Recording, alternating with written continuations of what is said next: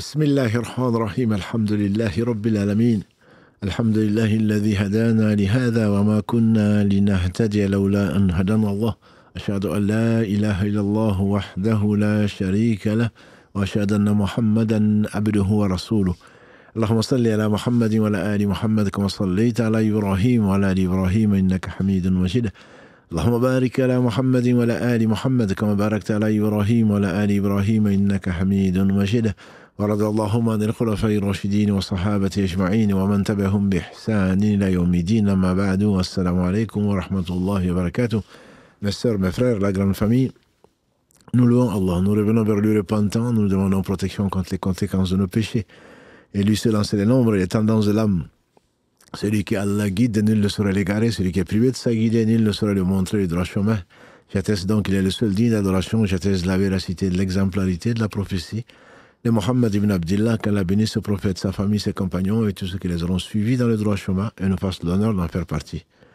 Donc bienvenue dans ce live du lundi, votre live préféré, l'islam au quotidien, pour traiter les difficultés ou tout simplement les incidents ou apprendre tout simplement sa religion, puisque quand Allah aime quelqu'un, quand Allah veut du bien à quelqu'un, il lui facilite donc la compréhension de sa religion, qu'Allah nous facilite la compréhension de ce qu'il nous a enseigné et nous n'avons de science que ce qu'Allah nous a enseigné, comme le disaient les anges, qu'Allah les salue. Donc, avant de commencer l'émission d'aujourd'hui, il y a un certain nombre de remarques à faire, je pense, pour que chacun d'entre nous retrouve un certain adab, un certain comportement, un certain respect les uns des autres et surtout un certain respect du live pour respecter les autres. Pour poser vos questions, on avait demandé donc à Islam au quotidien de mettre un objet Islam au quotidien. Et si on le met, c'est pour que les gens précisent les questions, pour qu'on ait une idée et surtout qu'on puisse expliquer le contexte pour que les gens comprennent, pas que pour eux. Si c'est pour eux, c'est un mail entre guillemets normal parmi les 5000 mails qu'on a encore en traitement. Donc il se trouve que des gens mettent Islam au quotidien et ils veulent être prioritaires en réalité. Et ils veulent qu'on leur réponde en privé. Ça, on ne le fera pas. On ne le fera pas. On n'a pas le temps. Et surtout, la méthode ne nous plaît pas du tout. Elle n'est pas éthique, donc on ne le fait pas. D'autres personnes, sans respect, envoient leur numéro de téléphone, sans question. C'est-à-dire, appelez-moi, c'est urgent, comme j'en reçois. Allah seul sait combien. C'est urgent. Et bon, on n'est pas là pour ça. On a d'autres préoccupations et on sert la communauté, alhamdulillah. Et on a des besoins personnels. Donc c'est urgent comme si on était on allait partir en urgence par le SAMU. C'est pas notre cas. On est là, alhamdulillah, grâce à Allah qui nous utilise pour essayer d'aider les gens qui sollicitent de l'aide. Mais ni dans l'urgence, ni dans le non-respect. Il y en a qui écrivent même pas de salam. Bien sûr, on est dans un monde de production ou de consommation plutôt. Voilà, donne-moi ça, comme si c'était ton droit.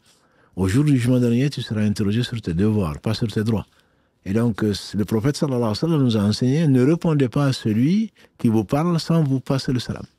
Déjà. Ne serait-ce que pour appliquer ce hadith, on ne te répondra pas. On ne prendra pas non plus ta question. Parce que nous sommes là pour essayer de nous éduquer, que Allah nous éduque au travers de vous et que Allah vous éduque au travers de nous. Donc, ce sont des remarques qui paraissent peut-être direct, mais en réalité, c'est pour votre bien qu'on le fait. Donc ça, c'est 2 remarques. Ensuite, beaucoup de remarques ont été faites, et donc il y a lundi dernier, on a répondu juste à une question sur l'utilisation de crèmes contenant de l'alcool, ou autre chose. Ça, c'est depuis quelques mois, c'est peut-être certainement le réel que Karim a espéré informer les gens qui n'ont pas suivi le live, et pourtant il a affiché, et au début du live, au début du réel plutôt, qu'il faut aller regarder le reste. Et là on comprend la question, les gens ont commencé à délirer, excusez-moi du terme, c'est vraiment délirer, sur le bœuf au bourguignon, sur les crèmes avec du rhum. Je veux dire, quel rapport? Ce n'est pas respectez les autres. Respectez les autres si vous voulez vous défouler. créez ce que vous... C'est gratuit.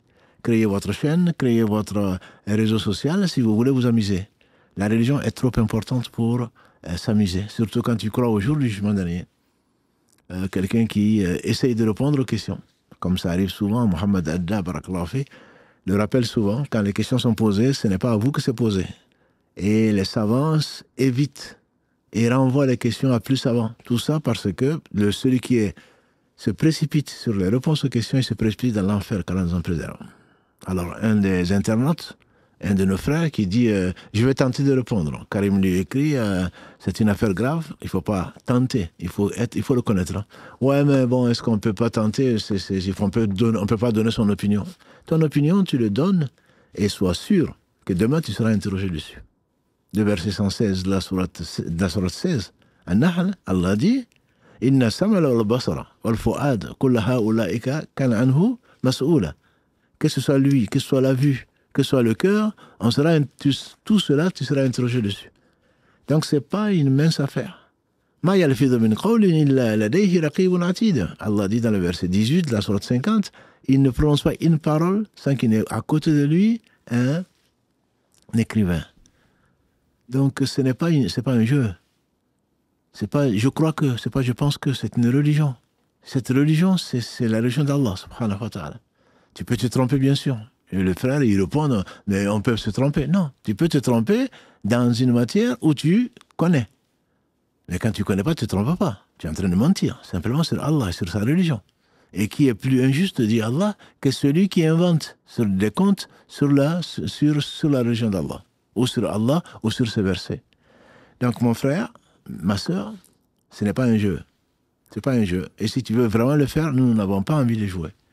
On prend assez de péchés, on prend assez de risques, on n'a pas envie de jouer, et surtout laisser nos frères et nos sœurs en train d'écouter des réponses des personnes qui jouent. Non, on n'est pas venu pour jouer dans ce bas monde, on est venu pour être testé, et walillahi alhamd, Allah nous a facilité, il nous a aimé, il nous a donné la foi, il nous a permis de la traduire cette foi par des actes, et donc, s'il te plaît, ne nous tente pas, et surtout, parce que quand on voit un faible amable, il faut le changer de sa main, sinon de sa langue, donc n'en voulez pas à celui qui est en train de régler, en train de modérer. Ce n'est parce que c'est une obligation. Quand tu vois quelqu'un en train de dire des choses ou de faire des choses que Allah n'aime pas, qui sont interdites, tu ne peux pas rester comme ça en disant non mais c'est les réseaux sociaux, on peut dire ce qu'on veut. Non, on ne peut pas dire ce qu'on veut. Tu peux dire ce que tu veux. Mais nous, on ne va pas te laisser dire sur une chaîne ou sur un réseau sur lequel nous avons une possibilité de modérer, on ne va pas te laisser le dire. Ce n'est pas du tout par méchanceté. Certaines se sont fâchées, il y en a qui ont dit si c'est comme ça, on ne va pas financer la mosquée, alhamdulillah, Allah n'a pas besoin de toi, Allah n'a besoin de personne, et donc la mosquée non plus n'a pas besoin de toi. Si tu le fais pour toi-même, ce n'est pas pour nous. Voilà. Donc on a l'impression qu'on peut tout acheter ici, on peut tout acheter dans ce bas monde-là. Et ta tombe, tu ne vas rien acheter. Et encore moins le paradis. Personne n'y rentrera par ses actes, ce n'est que par la miséricorde d'Allah. Donc, que l'on craigne Allah subhanahu wa ta'ala. Donc, on a eu énormément de commentaires. Je ne sais plus combien il y en avait, mais il y avait, le réel a été vu cet après-midi. Ce que j'ai vu, c'était 500 300, je crois, 500 300, je crois, 530 cas. 530 000, hein, qui ont vu le réel. Alhamdulillah, si ça peut servir. Mais simplement, le réel ne dit pas ce que tu penses. Le réel ne dit pas. Tu n'es pas obligé de parler, ma soeur. Tu n'es pas obligé de parler, mon frère. Non, moi, je crois que... Je ne suis pas d'accord avec l'imam. L'imam, comme l'écrit Karim, l'imam ne dit pas son point de vue. Et je ne vais pas te demander ton point de vue non plus. C'est une responsabilité, ma soeur. Que tu ne sois pas d'accord, il n'y a pas aucun souci. J'espère que tu as des preuves. Et suis tes preuves. Mais il n'y a pas, moi je ne suis pas d'accord, moi je pense que, non, garde-le pour toi. Garde-le pour toi, parce que les autres vont le lire, les autres vont le sentir, les autres, tu vas inciter les gens à donner leur point de vue. Et donc ça devient de la polémique, et puis je ne sais quoi d'autre, finalement, Karim a été obligé, hier ou avant-hier plutôt, il a été obligé de couper les commentaires, parce que chacun y allait, donc de son point de vue. Ce n'est pas fait pour ça. Les réels sont faits pour vous signaler que dans le live, d'où il a été tiré, on a parlé de ce sujet. Donc il en prend quoi? Comme vous le savez, les réels sont courts, 2 minutes maximum. Donc, si vraiment tu es intéressé, alors tu vas écouter le reste pour le mettre dans un contexte. C'est la raison pour laquelle j'ai choisi le verset 6 de la sourate 49. Allah dit, subhanahu wa ta'ala, dans la sourate al-Hujurat, Allah dit, Ya ayyuhalladhina amanu, in ja'akum fasiqun binaba'in fatabayyanu an tusibu qawman bijahalatin fatusbihu ala ma fa'altum nadimin. Dans le verset 6, Allah dit en substance, ô vous qui croyez, si un pervers vous apporte une nouvelle, voyez bien clair, renseignez-vous, de crainte de porter à votre insu atteinte à des gens et d'avoir des regrets par la suite. Dans les commentaires, il y en a même qui te traitent d'égaré, parce qu'ils ne sont pas d'accord avec toi, parce que l'avis majoritaire est ça, parce que, alors qu'ils te font dire ce que tu n'as pas dit. Et est-ce qu'ils ont vu le contexte? Est-ce que c'est ce que tu as dit? Et tu traites tes frères de pervers, ou tu traites tes frères d'égarés. Sache que tu vas en rendre compte demain. Au jour du jugement dernier, tu vas en rendre compte. Le peu de bonnes actions que tu as sera reversé dans le compte des gens que tu calomnies ou à qui tu manques de respect. Donc, ce n'est pas du tout un bon signe pour toi. Et comment tu vas te repentir de ça? Donc, mes frères et sœurs, on est là pour nous éduquer. Allah nous éduque, subhanahu wa ta'ala, au travers donc, de ces épreuves-là, et que chacun d'entre nous soit responsable de ce qu'il dit, parce que ce sera écrit. Et il sera interrogé dessus. Si c'est le droit de quelqu'un, s'il manque du respect à quelqu'un, si c'est l'honneur de quelqu'un, Allah ne va pas le pardonner. Donc, tes bonnes actions, si tu en as, seront reversées dans son compte, bien entendu, proportionnellement à la faute. Allah dit donc, dans ce verset 6 de la sourate 49, Al-Hujurat, ô vous qui croyez, si un pervers vous apporte une nouvelle, je ne traite personne de pervers, voyez bien clair, donc renseignez-vous, de crainte de porter à votre insu atteinte à des gens et d'avoir des regrets par la suite. En fait, ce verset incite à la vérification de l'info qui pourrait être mensongère ou erronée. C'est juste pour cela que je veux le dire. La perversion vient du fait qu'une info que tu as, tu ne sais pas d'où elle vient. Donc au moins vérifie-la. Si tu as cru comprendre, va vérifier le reste de la vidéo. Et si tu penses vraiment avoir compris, alors fais attention à ce que tu dis. Donc Allah subhanahu wa ta'ala nous enseigne en fait la retenue. Et pour ce verset, pour apprendre quelque chose, donc Al-Walid ibn Uqba a été envoyé pour récolter la zakat des Banu Mustaliq du temps du prophète sallallahu. Sur la route, il a pris peur et il rebroussa chemin. Il a dit au prophète sallallahu, Ya Rasulallah, ils ont refusé et même voulu me tuer. Ils ont refusé, alors qu'il n'a pas été. Et ils ont même voulu me tuer. Le prophète sallallahu a dit, un messager que j'envoie qui veulent tuer, préparer donc une expédition contre les Bani Mustaliq. Haris ibn Dinar, qui était converti, et le prophète l'a chargé de rassembler la zakat de son peuple et qui va envoyer un récolteur pour le récolter. Et donc lui, ne voyant pas quelqu'un arriver, un messager du messager d'Allah, ne le voyant pas arriver, il s'est dit, peut-être que Allah est fâché contre moi, peut-être que son messager est fâché contre nous pour ce qu'on n'a peut-être pas fait. Donc, alhamdulillah, Allah, comme on a vu samedi dernier, il a inspiré cet homme et il est parti, il a fait son voyage pour aller rencontrer le prophète sallallahu alayhi wa sallam. Arrivé donc, et étonné de n'avoir pas vu le collecteur de zakat, et le prophète sallallahu alayhi wa sallam, quand il est arrivé, il a dit, as-tu refusé et voulu tuer le messager? Non, par celui qui t'a envoyé avec la vérité, je ne l'ai point vu. Raison pour laquelle je suis revenu jusqu'à toi, craignant qu'Allah et son messager ne soient en colère contre nous. Hadith rapporté par l'imam Ahmad, Al-Bayhaqi et également At-Tabarani, car elles fassent tous miséricorde. Donc la règle sera circonspection.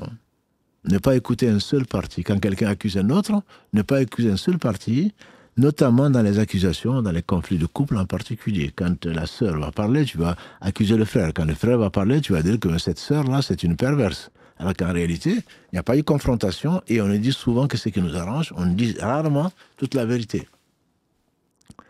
Donc le conseil, c'est de faire attention à ce que l'on dit. On n'est pas obligé de commenter, on n'est pas obligé de donner son point de vue. Si on est témoin de quelque chose, mieux vaut se taire. Le prophète sallallahu alayhi wa sallam a dit, Man kana yu'minu billahi wal yawmil akhir fala yaqul khayran aw liyasmut. Hadith rapporté, si ma mémoire est bonne, de Anas ibn Malik, est consigné dans les authentiques de Bukhari et Muslim. Celui qui croit en Allah et au jour du jugement dernier, qu'il dise du bien ou qu'il se taise. Alors parce que tu es derrière ton écran, Tu penses que personne ne te voit et tu te défoules.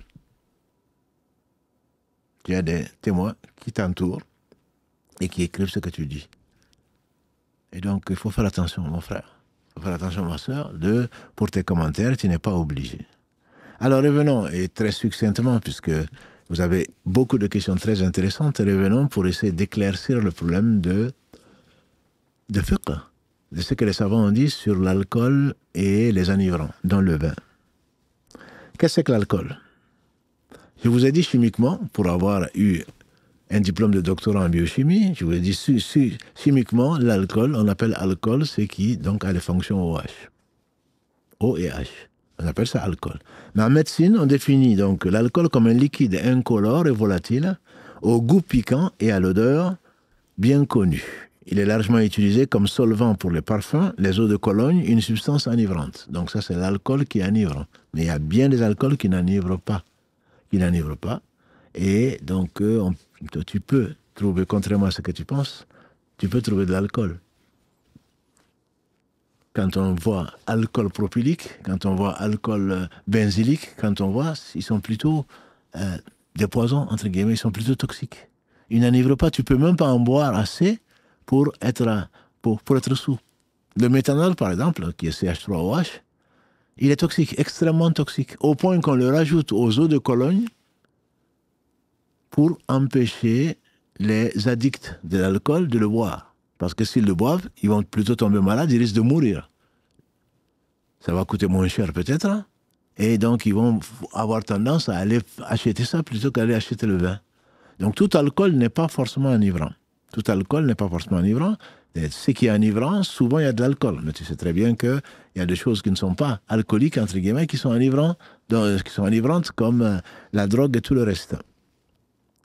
Donc toute substance enivrante est attribuée et assimilée au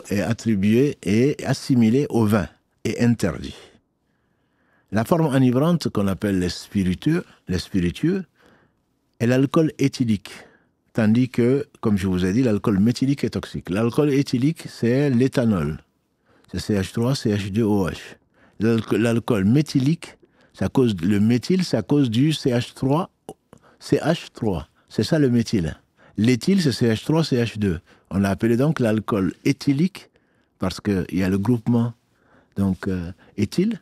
Et on appelle alcool méthylique parce qu'il y a le groupement méthyle, CH3. Donc la première des formes de l'alcool, s'il n'y a pas le CH3, ça va devenir de l'eau. L'eau, c'est H2O. C'est HOH. Tu me diras aussi peut-être que l'eau, c'est de l'alcool, puisque c'est H et OH. Ensuite, quand tu vas rajouter un carbone, ça va te donner CH3. Ça, c'est le premier. OH, ça, c'est le méthanol, il est toxique. Quand tu vas rajouter deux carbones, un carbone en plus, ça fait deux carbones, CH3, CH2OH, ça te donne de l'éthanol, c'est celui-là qui est enivrant. Donc les parfums sont souvent composés d'eau et d'aromatiques qui ne sont solubles que dans les solvants. Tu mets les aromatiques que tu as dans ton parfum, quand tu les mets dans l'eau, c'est pas soluble. Et donc l'alcool, notamment l'éthanol en particulier, il est bien plus...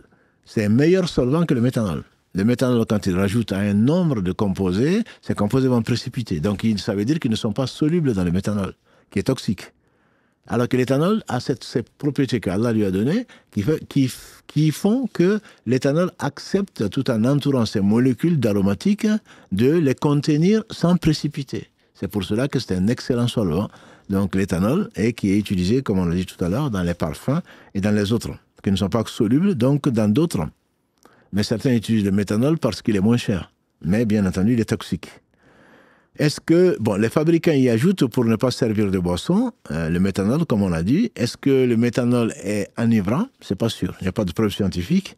Mais le buveur décède avant d'avoir consommé la quantité intoxicante, car hautement toxique. C'est pour ça. Est-ce qu'il est enivrant ou pas? On ne sait pas, mais il n'arrive même pas au stade d'être enivré puisqu'il va mourir à cause de la toxicité. Tous les alcools chimiques, donc, ne sont pas des enivrants. Les écorces d'orange contiennent de l'alcool, mais ils ne sont pas enivrants. Les écorces d'orange contiennent beaucoup d'alcool, mais ce ne sont pas des alcools qui sont enivrants. Et également, quand tu vas prendre ton jus de pomme, quand tu vas prendre ton jus de raisin, quand tu vas prendre ton jus d'orange, tu as de l'alcool dedans. parce que tu as du sucre dedans, qui va être décomposé en alcool. Et ensuite, qui va être oxydé, qui va te donner de l'acide. C'est pour cela qu'on parle d'acide. Donc, acétique, qui est la base même du vinaigre. Hein. L'alcool qui devient du vinaigre, le OH qui devient de ce OH. Voilà. Donc, c'est ainsi qu'il faut parler avec la science. Ne va pas seulement sur Google taper et puis essayer de corriger les gens d'une chose que toi, tu n'as pas comprise. Tu seras interrogé dessus. Alors, quand j'ai mis que l'alcool s'évapore à 35 degrés, on m'a dit non, c'est pas vrai. L'alcool s'évapore. L'alcool, quand tu le mélanges à l'eau, et c'est souvent le cas, il commence à s'évaporer à 78 degrés. Mais l'alcool pur, l'éthanol pur, c'est à 35 degrés. Pour y avoir travaillé 30-40 ans dessus. Voilà. Donc, ne fais pas de copier-coller de Google et en mettant en doute les paroles de gens qui, bien entendu, qui peuvent se tromper. Mais sois sûr de ce que tu dis avant de tromper. Et en plus, mes frères et sœurs, la bonne éducation veut que si tu penses que quelqu'un s'est trompé, de le dire en privé. Alhamdulillah, tu peux écrire en disant peut-être que je ne suis pas d'accord, tout ce que tu veux. Voilà les preuves que ce que tu dis ne correspond pas à ce que disent les savants, il n'y a pas de souci. Mais tu n'as pas à exposer, entre guillemets, à supposer même que tu aies raison, tu n'as pas à le faire en public. Moi, je ne le ferai pas. Les savants ne le feront pas. Ce n'est pas comme ça qu'ils nous ont éduqués. Tout simplement parce que, comme je le dis souvent, quand tu prends un enfant, tu lui reproches ce que tu lui reproches en public, il va pleurer. Tu le prends à côté et tu lui dis, c'est toi qui as fait ça, ça ne se fait pas. Il va dire oui, pardonne-moi. Et au lieu de commencer parce que une phrase sortie du contexte ou un mot sorti du contexte, le mettre sur les réseaux sociaux, mettre les gens en garde contre telle personne parce qu'elle a dit ceci, 1, tu ne sais pas s'il y a divergence dessus, 2, tu ne sais pas s'il a dit, 3, tu ne sais pas dans quel contexte, et 4, tu ferais mieux de l'avertir. Au moins les savants n'ont jamais dit de mettre en garde contre quelqu'un avant de l'avertir, avant de discuter avec la personne, avant de conseiller la personne. Le prophète sallallahu n'a-t-il pas dit ad-din wa an-nasiha? La religion, toute la religion, c'est le bon conseil. C'est le bon conseil. Ce n'est pas le fait d'accuser un tel et un tel ou de l'humilier, entre guillemets, parce que toi, tu sais, ce sont des pratiques qui ne sont pas du tout, correspondent pas du tout à l'éthique islamique, même si tu as appris, je ne sais où. Donc, pour revenir à notre sujet, l'alcool et les enivrants. L'alcool, ce n'est pas le vin. Il y a des alcools qui n'enivrent pas. Et tout vin, bien entendu, enivre. Donc, quel est le statut? Quel est le statut du vin et de l'alcool? Est-ce que le vin, il est pur ou il est najas ou najis? Il est impur. Donc, la majorité des savants estiment que le vin et l'alcool sont impurs.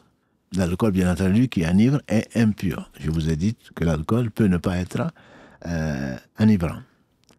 Mais en cas de besoin, traitement médical, etc., comme par exemple pour désinfecter les plaies ou autre chose, on peut l'utiliser.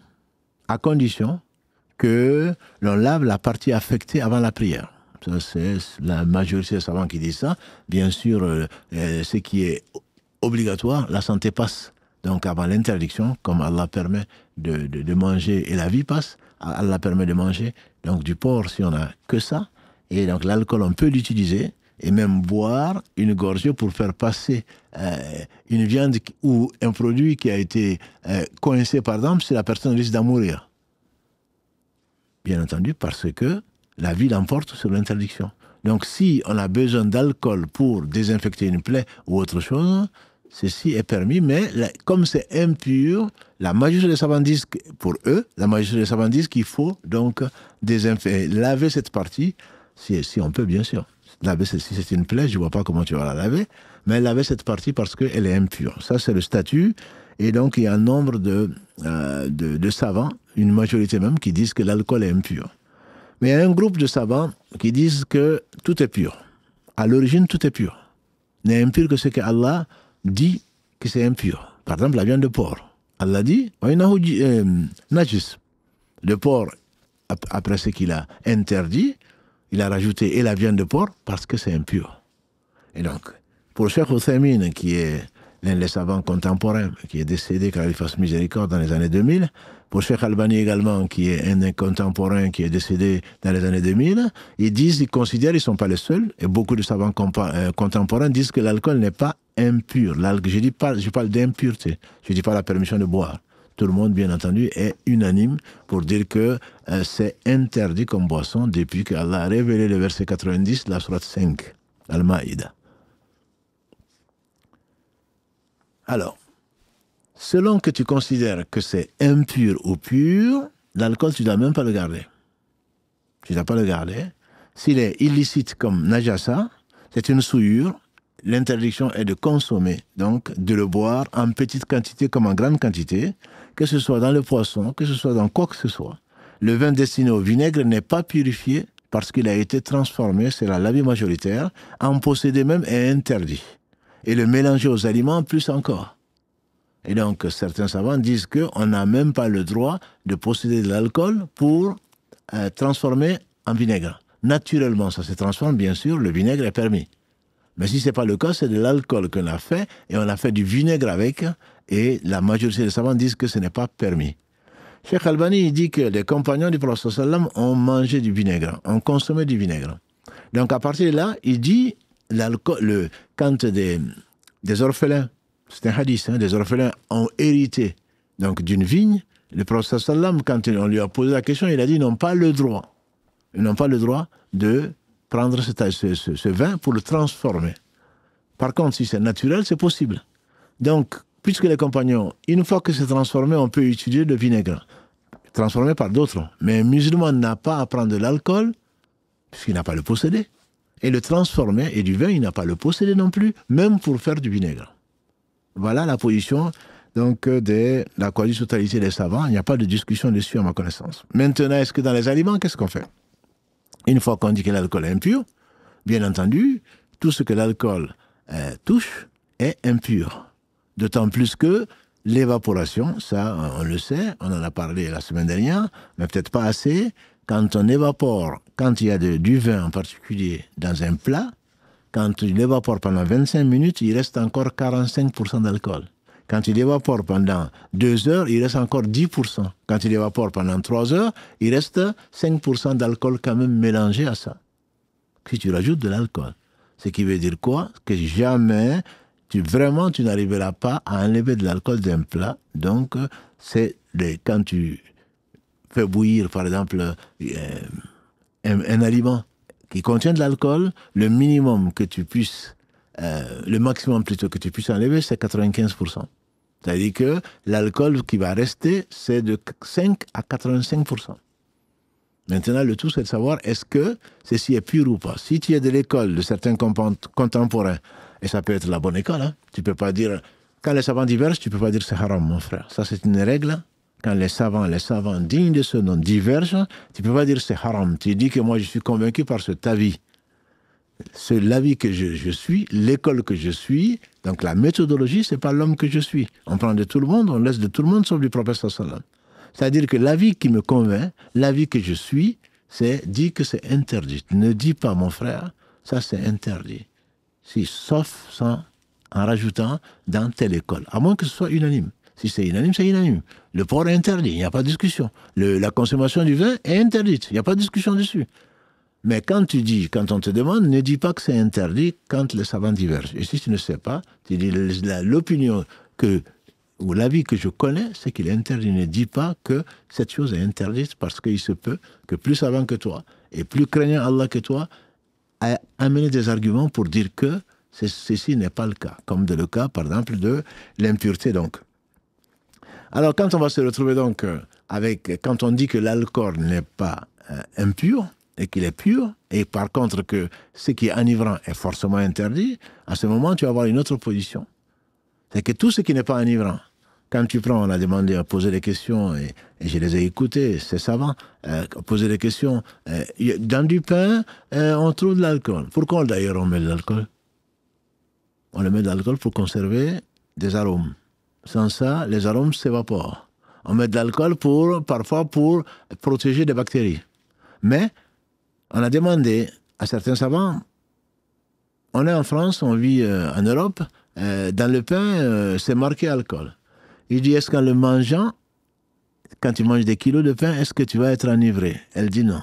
Il dit alors, l'alcool est pur et cette consommation n'est pas interdite. c'est l'avis de nombre de contemporains. Je ne dis pas que c'est l'avis majoritaire, c'est l'avis de nombre de contemporains, que ce soit les pains de mie, que ce soit d'autres consommations, que ce soit des gâteaux. Je ne dis pas du baba au rhum ou quelque chose qui est, quand tu manges, non seulement tu as le goût, tu as l'odeur, et également ça risque de t'enivrer. Tout ce qui enivre en grande quantité est interdit en petite quantité. Ça, c'est un hadith. Donc, il n'y a pas de discussion dessus.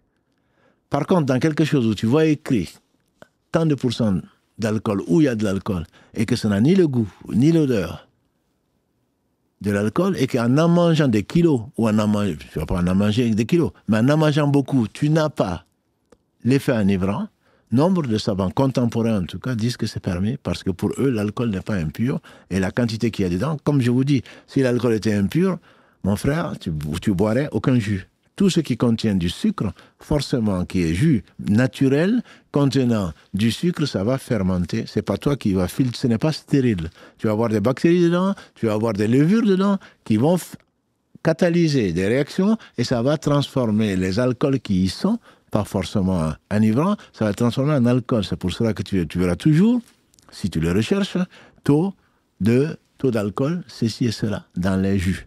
Ils ne le mettent pas, peut-être que parce qu'ils ne sont pas obligés de le faire.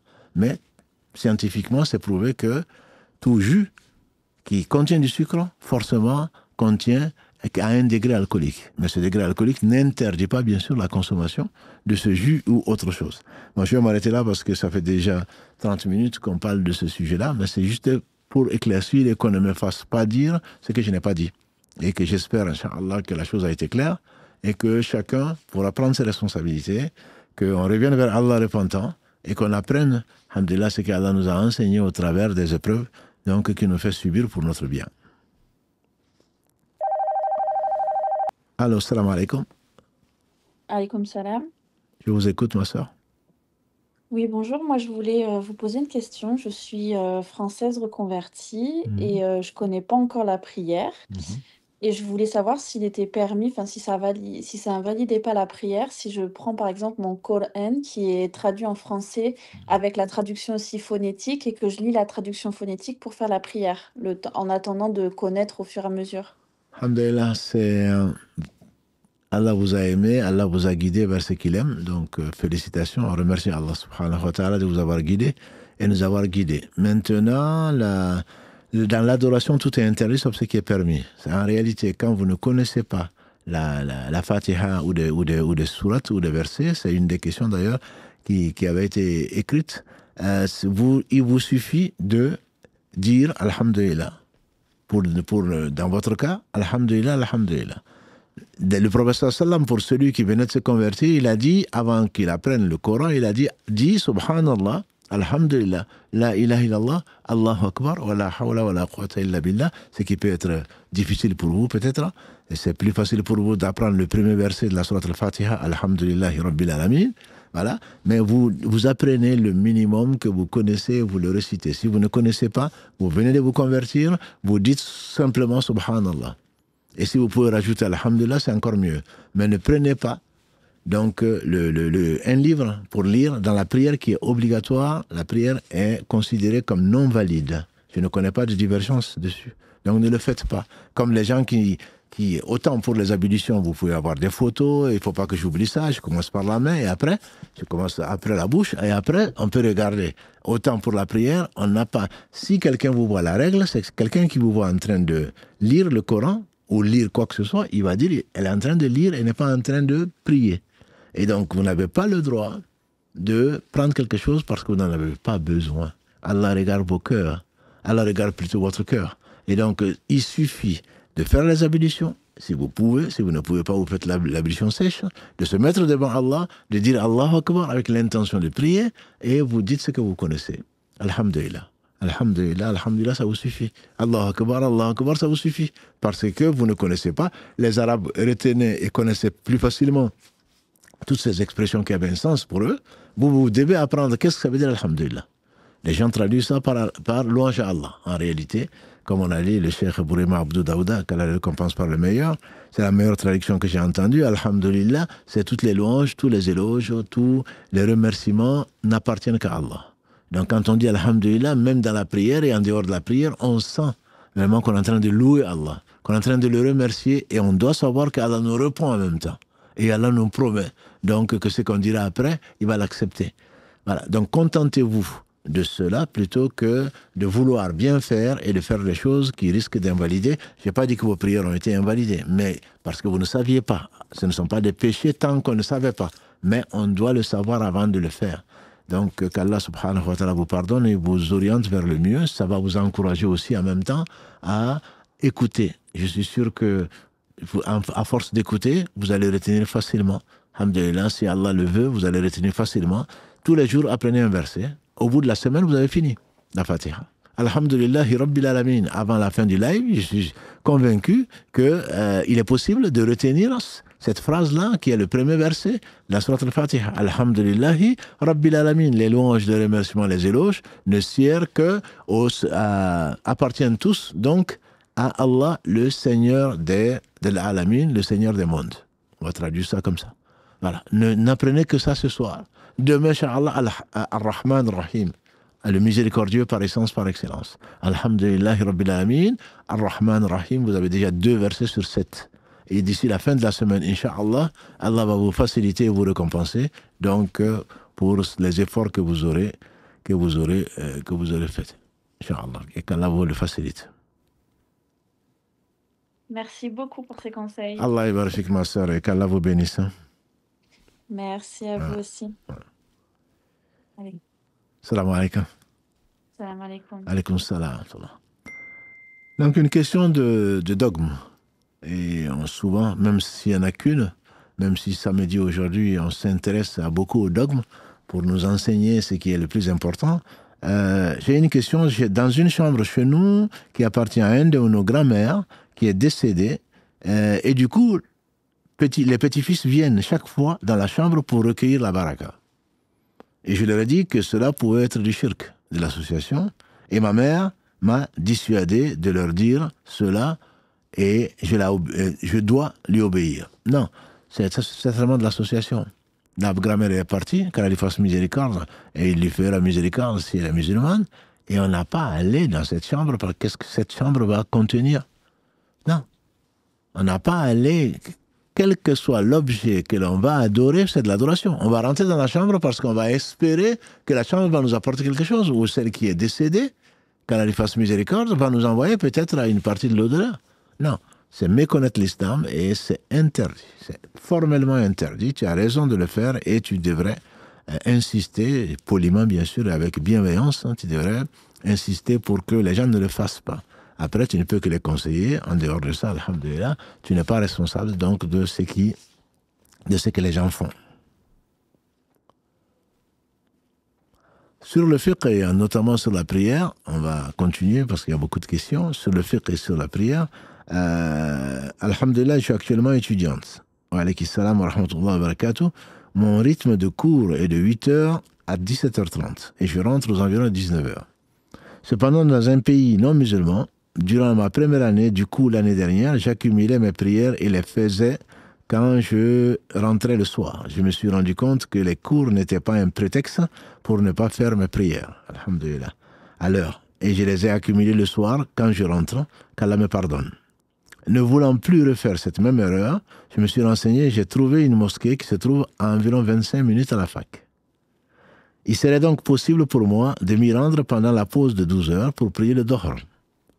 Il faut savoir aussi que dernièrement, j'ai vu une vidéo d'une personne qui disait que pour les étudiants dont il n'était pas possible de prier Asr à l'heure, il serait possible de prier le Dohr et le Asr en même temps. Partant de ce principe, je me suis dit, voilà le raisonnement. Voilà, tu t'es prise pour un savant. Je me suis dit, partant de ce raisonnement, que je pouvais donc faire cela pour éviter l'accumulation des prières qui ne sont pas faites à temps. On a dit, l'adoration c'est tawqifiyya. L'adoration c'est tawqifiyya, c'est-à-dire on s'arrête là où la révélation s'est arrêtée. On n'imagine pas une façon d'adorer Allah. Si Allah a envoyé son messager, ses messagers, qu'Allah les bénisse, c'est pour nous enseigner comment Allah veut que les choses se fassent. Et c'est en même temps une épreuve, c'est en même temps un test pour savoir si on obéit à Allah, on obéit à son messager ou alors on obéit à ses passions. Donc on n'a pas le droit, Scientifiquement, je suis sûr que tu ne vas pas soigner quelqu'un, ma soeur, tout en ne sachant pas quelle est sa physiologie, quelle est sa maladie, comment il faut la soigner. Non. Tu le ferais que tu serais responsable de sa mort et tu seras en prison et au jour du jugement dernier, tu vas payer. Que dire alors de la religion d'Allah subhanahu wa ta'ala où tu n'es pas spécialiste. Donc, pour continuer, partant de ce principe, je me suis dit, il ne faut pas se dire que je pouvais donc faire cela pour éviter l'accumulation des prières, on veut tous bien faire, qui ne sont pas faites à temps. Cependant, le problème est que la prière du Dhuhr est à 13h27 et que je commence les cours à 13h30. Serait-il possible de prier 2 prières avant leur heure, car par exemple, de me rendre à 12h à la mosquée, de prier Dhuhr et Asr, et donc de partir et d'avoir mon cours à 13h30? Non. Les savants, à ma connaissance, sont unanimes pour dire que parmi les conditions de validité de la prière, c'est l'entrée de l'heure. Autrement, je crois que beaucoup d'entre nous, avec une très bonne intention, auraient le matin prié la prière du Fajr, du Dhuhr, du Asr, et peut-être même du Maghrib. Parce qu'en revenant, si on est fatigué, on a déjà prié. Non. Il y a une heure, il y a une heure où la prière entre, il y a une heure où elle sort. Laissez passer l'heure de sortie de la prière, pour certains savants, dont le Cheikh Uthaymin, laissez passer volontairement, sans oubli ni sommeil, laissez passer volontairement l'heure d'une prière, il dit que tu peux prier 100 fois, que ce n'est pas accepté. Pourquoi? Allah dit dans le verset 103 de la sourate 4, « Inna salata kanat lil mu'minina kitaban mawquta » La prière est pour les croyants, je dis bien pour les croyants, une obligation à des moments bien déterminés. Donc quand tu pries avant l'heure, ce n'est pas l'heure. Il faut attendre que l'heure rentre et il faut prier cette prière avant que l'heure ne sorte. Pour la prière du Fajr, on a 1h20 actuellement, en tout cas à Toulouse. Pour le Dhuhr, on a presque 3 heures, voire 4 heures. Pour le Asr, presque 3 heures, voire 4 heures, pour prendre 5 minutes pour prier. Mais tu ne peux pas prier avant que l'heure ne rentre. C'est une des conditions de validité, à ma connaissance, de la prière, qui n'est pas négociable, bien sûr, et qui ne fait pas l'objet de divergence, à ma connaissance. Allô, salam alaikum. Allô. Alaikum salam. D'accord. Je t'écoute, mon frère. Cher, ma question, c'est sur les sacrifices, entre guillemets, qu'on fait après le décès. Oui. C'est-à-dire, ils organisent souvent les 7e jours, les 40e jours. Oui. Alors, ma question, c'est, est-ce que c'est possible d'y participer par quelque chose, c'est-à-dire financièrement ou physiquement. Physiquement, on entend par l'organisation et autres aussi. Ou bien est-ce qu'il est même permis d'y participer, c'est-à-dire aller dans ce lieu en tant que musulman et un frère musulman décédé pour assister. Voilà. Très bonne question, d'autant plus que je pense que c'est tous les jours et presque dans tous les pays que ça se fait. Et quand tu vas dire que c'est interdit, on va te prendre pour ce que tu n'es pas. Bref, la question, elle est importante. 3e jour, même au 1er ou 2e jour, ils vont te proposer du poulet jusqu'au 3e jour. 7e jour, c'est plutôt du mouton. Et 40e jour, c'est un veau. Non, tout ceci ne fait pas partie de l'islam. Ce sont des coutumes, ce sont des gens ce sont des pratiques qui sont hétérodoxes, ce sont des pratiques qui sont des innovations dans l'islam. On n'a pas. Et non seulement, les gens n'ont pas tous, et certains vont s'endetter, peut-être le réel, je ne sais pas qui l'a mis, qu'Allah le bénisse, sur TikTok, je ne connaissais pas TikTok, le réel qui a eu plus d'1 million de vues, c'est quand j'ai dit que quand quelqu'un meurt chez nous, on oublie même sa détresse, sa tristesse, on craint, parce que comment est-ce qu'on va nourrir les gens qui vont venir? Donc ce n'est pas du tout, ce n'est pas dans l'esprit. Ja'afar, le prophète sallam dit, faites manger, ou plutôt apporter de la nourriture à la famille de Ja'afar parce qu'ils n'ont pas le cœur à ça. Donc on doit plutôt soutenir les gens qui ont perdu quelqu'un et ils n'ont même pas à faire à manger, encore moins de nourrir les gens. Malheureusement, il y a certains qui quittent de village en village, de jour en jour, de mois en mois, ils font le tour de l'année comme ça, en allant présenter leurs condoléances et rester chez les gens avec beaucoup de gêne et avec les obligeant à les nourrir et à les loger. Non, ce n'est pas du tout de la sunna. Maintenant, quand je dis ça, ça ne veut pas dire que on ne peut pas faire de sadaqa pour un mort. Mais le faire le 3e jour, le 7e jour, le 40e jour, maintenant ils ont rajouté après 1 an, ça ce sont des innovations. Je ne connais pas quelqu'un de science, je ne dis pas qu'elle est un perroquet, je ne connais pas quelqu'un de science qui puisse me dire le contraire. Mais on peut nourrir des pauvres, on peut nourrir, comment dirais-je, des démunis, n'importe quand, avec l'intention que Allah subhanahu wa ta'ala le compte pour celui qui est décédé. Mais il n'y a pas un jour précis, encore moins le 3e jour, il n'y a pas un jour précis, encore moins le 40e jour, qui, paraît-il, remonte plutôt à des religions avant nous. Voilà, qui ont inventé ça, et donc nous, on a pris tout ce qui traîne. À ma connaissance, ce n'est pas permis de le faire. Mais c'est tellement devenu des habitudes que celui qui ne le fait pas est traité de radin, parce qu'il est avare, ou alors il n'aime pas la personne qui est décédée, et si on t'invite, si tu ne viens pas, c'est que tu n'honores pas notre invitation. Oui, l'invitation, répondre à l'invitation du musulman fait partie des 5 devoirs du musulman, 5 droits du musulman sur son frère. Mais à condition que ce soit quelque chose qui soit permis. Donc si tu n'y vas pas, ben, tu vas être catalogué, tu vas être calomnié, mais mieux vaut ne pas y aller que d'y aller. Parce qu'en y allant, tout le monde ne sait pas que c'est pas permis. Et donc, on va te demander pourquoi tu viens pas. Tu dis que je prie tous les jours pour la personne. Je dirais, je l'espère en tout cas. Dans toutes les prières, on a demandé à une 2e génération, un épigone, Allah nous dit de prier pour, Allah nous dit de prier pour nos parents. Combien de fois il faut le faire. Il dit, j'espère que Allah ne va pas nous tenir rigueur si on prie 5 fois par jour. C'est qu'à chaque prière, mon frère, si tu ne pries pas pour tes parents, vivants et morts, je crains que tu aies été vraiment ingrat. Parce qu'on leur doit beaucoup. On doit tout à Allah, ensuite on doit beaucoup à nos parents. C'est pour cela qu'Allah, dans le verset 23 de la sourate 17, dit « وَقَدَى رَبُّكَ لَا تَعْبُدُ إِلَّا إِيَّاهُ وَبِالْوَالِدَيْنِ إِحْسَانًا » ton Seigneur a décrété que vous n'adorez que lui et de l'excellence vis-à-vis des pères et mères. Et entre autres, c'est vraiment prier pour eux. Ça fait partie de leurs droits, vivants ou morts. Mais de là à... Tout le monde n'a pas de quoi sacrifier. Mais tout le monde a de quoi invoquer Allah pour le repos de l'âme, donc de son père, de sa mère, de ses tantes, des croyants qui nous ont précédés. D'ailleurs, le prophète sallallahu dit dans un hadith, celui qui dit Allahumma aghfirli wal mu'minin wal mu'minat, Allah pardonne-moi, ainsi qu'aux croyants et aux croyantes. Donc il le met vraiment, il englobe tout le monde. Pour chaque croyant et pour chaque croyante, Allah lui accorde une bonne action. Voilà. Donc c'est pour dire que c'est nous qui perdons en ne pensant pas aux autres. Il se peut que nos enfants également, après notre mort, ne penseront pas à nous. Donc c'est important d'obéir à Allah, bien sûr. Et si on peut savoir quelle sagesse il y a derrière, certainement, Allah subhanahu wa ta'ala est généreux. Celui qui lui obéit, Allah va lui donner une progéniture. Quelle est la meilleure, quelle est l'une des 3 plutôt bonnes choses que l'homme peut laisser derrière soi? Avant toute chose, le prophète sallallahu alayhi wa sallam a commencé par un enfant pieux qui prie pour la personne. Donc c'est bien plus important que de faire de ces maisons des gens défunts, d'en faire des salles de restaurant ou presque.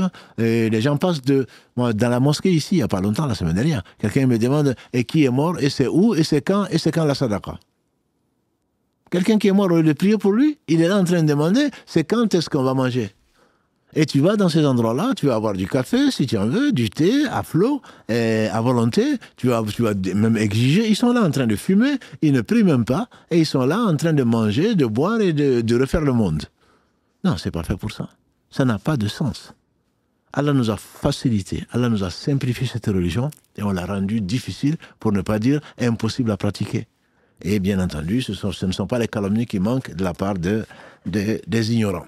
Et donc, Allah nous guide vers ce qu'il aime et agrée. Amin, amin, amin. Ouais. Voilà, parce que en fait, hier, il y a eu le soi-disant sacrifice du 7e jour de la mère d'un de mes amis. Oui. Bon, je n'ai pas voulu aller parce que je sais que ce n'est pas légiféré. Ouais. Donc, sciemment, je suis resté au lit jusqu'à 9h30. Tu aurais pu. Ça devait commencer à midi. Oui. Voilà. Donc, voilà, c'était des accusations. C'est ton ami, t'as pas bien mis. Bien sûr, non. Il faut simplement lui présenter tes condoléances. Il faut prier pour sa mère. Il faut lui expliquer, qu'il le comprenne ou qu'il ne le comprenne pas. Il faut lui expliquer en espérant que ça va lui servir, que lui aussi va enseigner à quelqu'un d'autre et tu auras, Inch'Allah, la récompense de tout cela. Voilà, parce que lui-même, il n'en a même pas voulu, puisqu'il sait que je Alhamdulillah. lui avais déjà présenté mes condoléances et même Alhamdulillah. fait une participation pour lui et tout. Alhamdulillah. Donc, il m'a même pas. Mais par contre, c'est bon, Oui. c'est à côté qui. Voilà. Oui, oui, non, mais Mais bon, voilà. je connais un peu le milieu. Donc, c'est sûr que tu seras traité de tous les noms et ne pense pas que ce soit du mal pour toi, ce sera du bien pour toi, puisque la calomnie et les insultes, tout ce que tu peux recevoir de la part de ces ignorants, Allah va prendre de leurs bonnes actions s'ils en ont et il va te donner ta part. Voilà. Donc, c'est une preuve. S'ils ne veulent pas comprendre, s'ils veulent suivre leur passion, mais ils risquent de payer. Ok. Ok, merci beaucoup, cher. Allah, Et Allah vous accorde le paradis sans jugement. Barakallah, voilà un Voilà. fidèle, voilà un Merci, fidèle. Karim. Barakallah, voilà, Ok. il sourit là. Donc, Ok, salam alaikum. alayka salam wa rahmatullah. Karim me rappelle qu'on n'a peut-être pas parlé du parfum. La semaine dernière, on en a parlé beaucoup même. À propos du parfum, donc, je disais la semaine dernière, selon l'avis du Cheikh Othaymin, c'est pas selon le mien, tout est pur. C'est là où c'est peut-être pour ça qu'il y a eu autant de débats dessus. Tout est pur. C'est pas parce que c'est de l'alcool que c'est impur. Donc, partant du principe que tout est pur, le fait d'avoir des parfums contenant de l'alcool, donc c'est quelque chose qui est pur et qu'on peut utiliser. Voilà. Il y a des avis, bien sûr, qui disent que non, soit pour des raisons, bien entendu, de science, qui considèrent que l'alcool contenu dans le vin est impur. J'ai dit, on parle du vin, le vin, c'est un autre statut. On dit, il y a deux choses. Il y a l'alcool d'un côté, il y a l'enivrant de l'autre. Donc, pour le Cheikh Othaymin, il n'est pas le seul. Hein. Il n'a pas inventé non plus.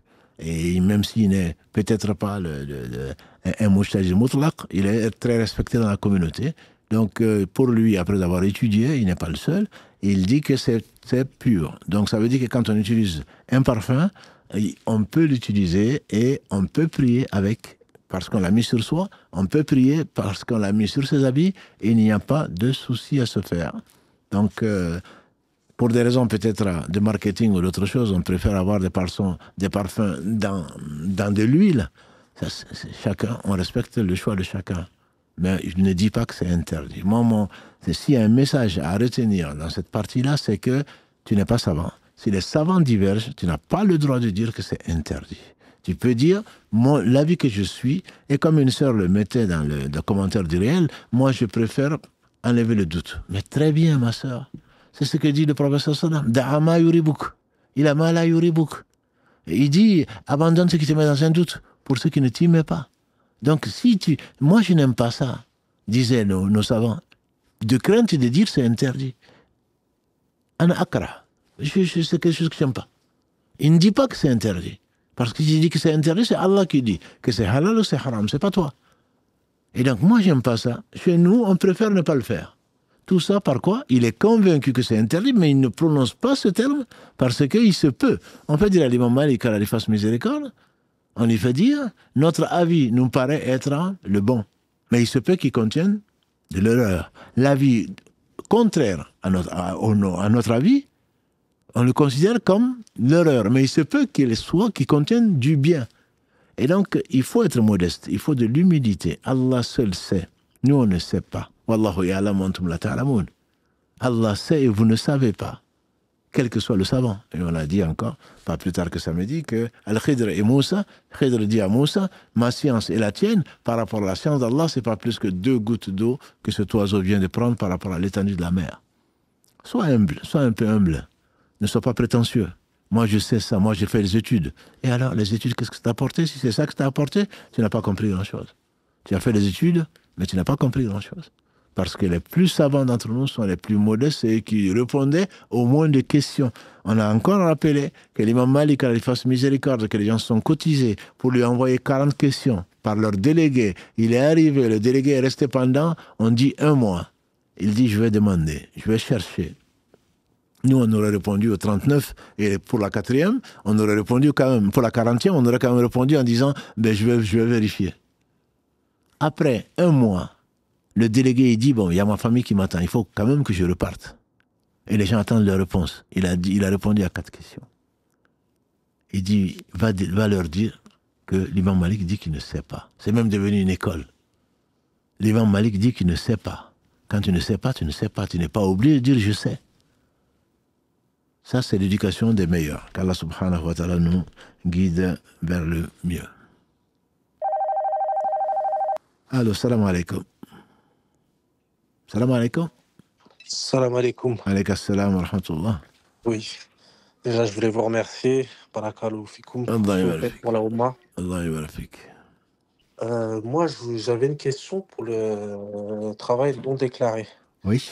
La position, par exemple, si on travaille honnêtement et à côté, on fait du travail au noir, des travaux pour les particuliers, est-ce que c'est autorisé ou pas?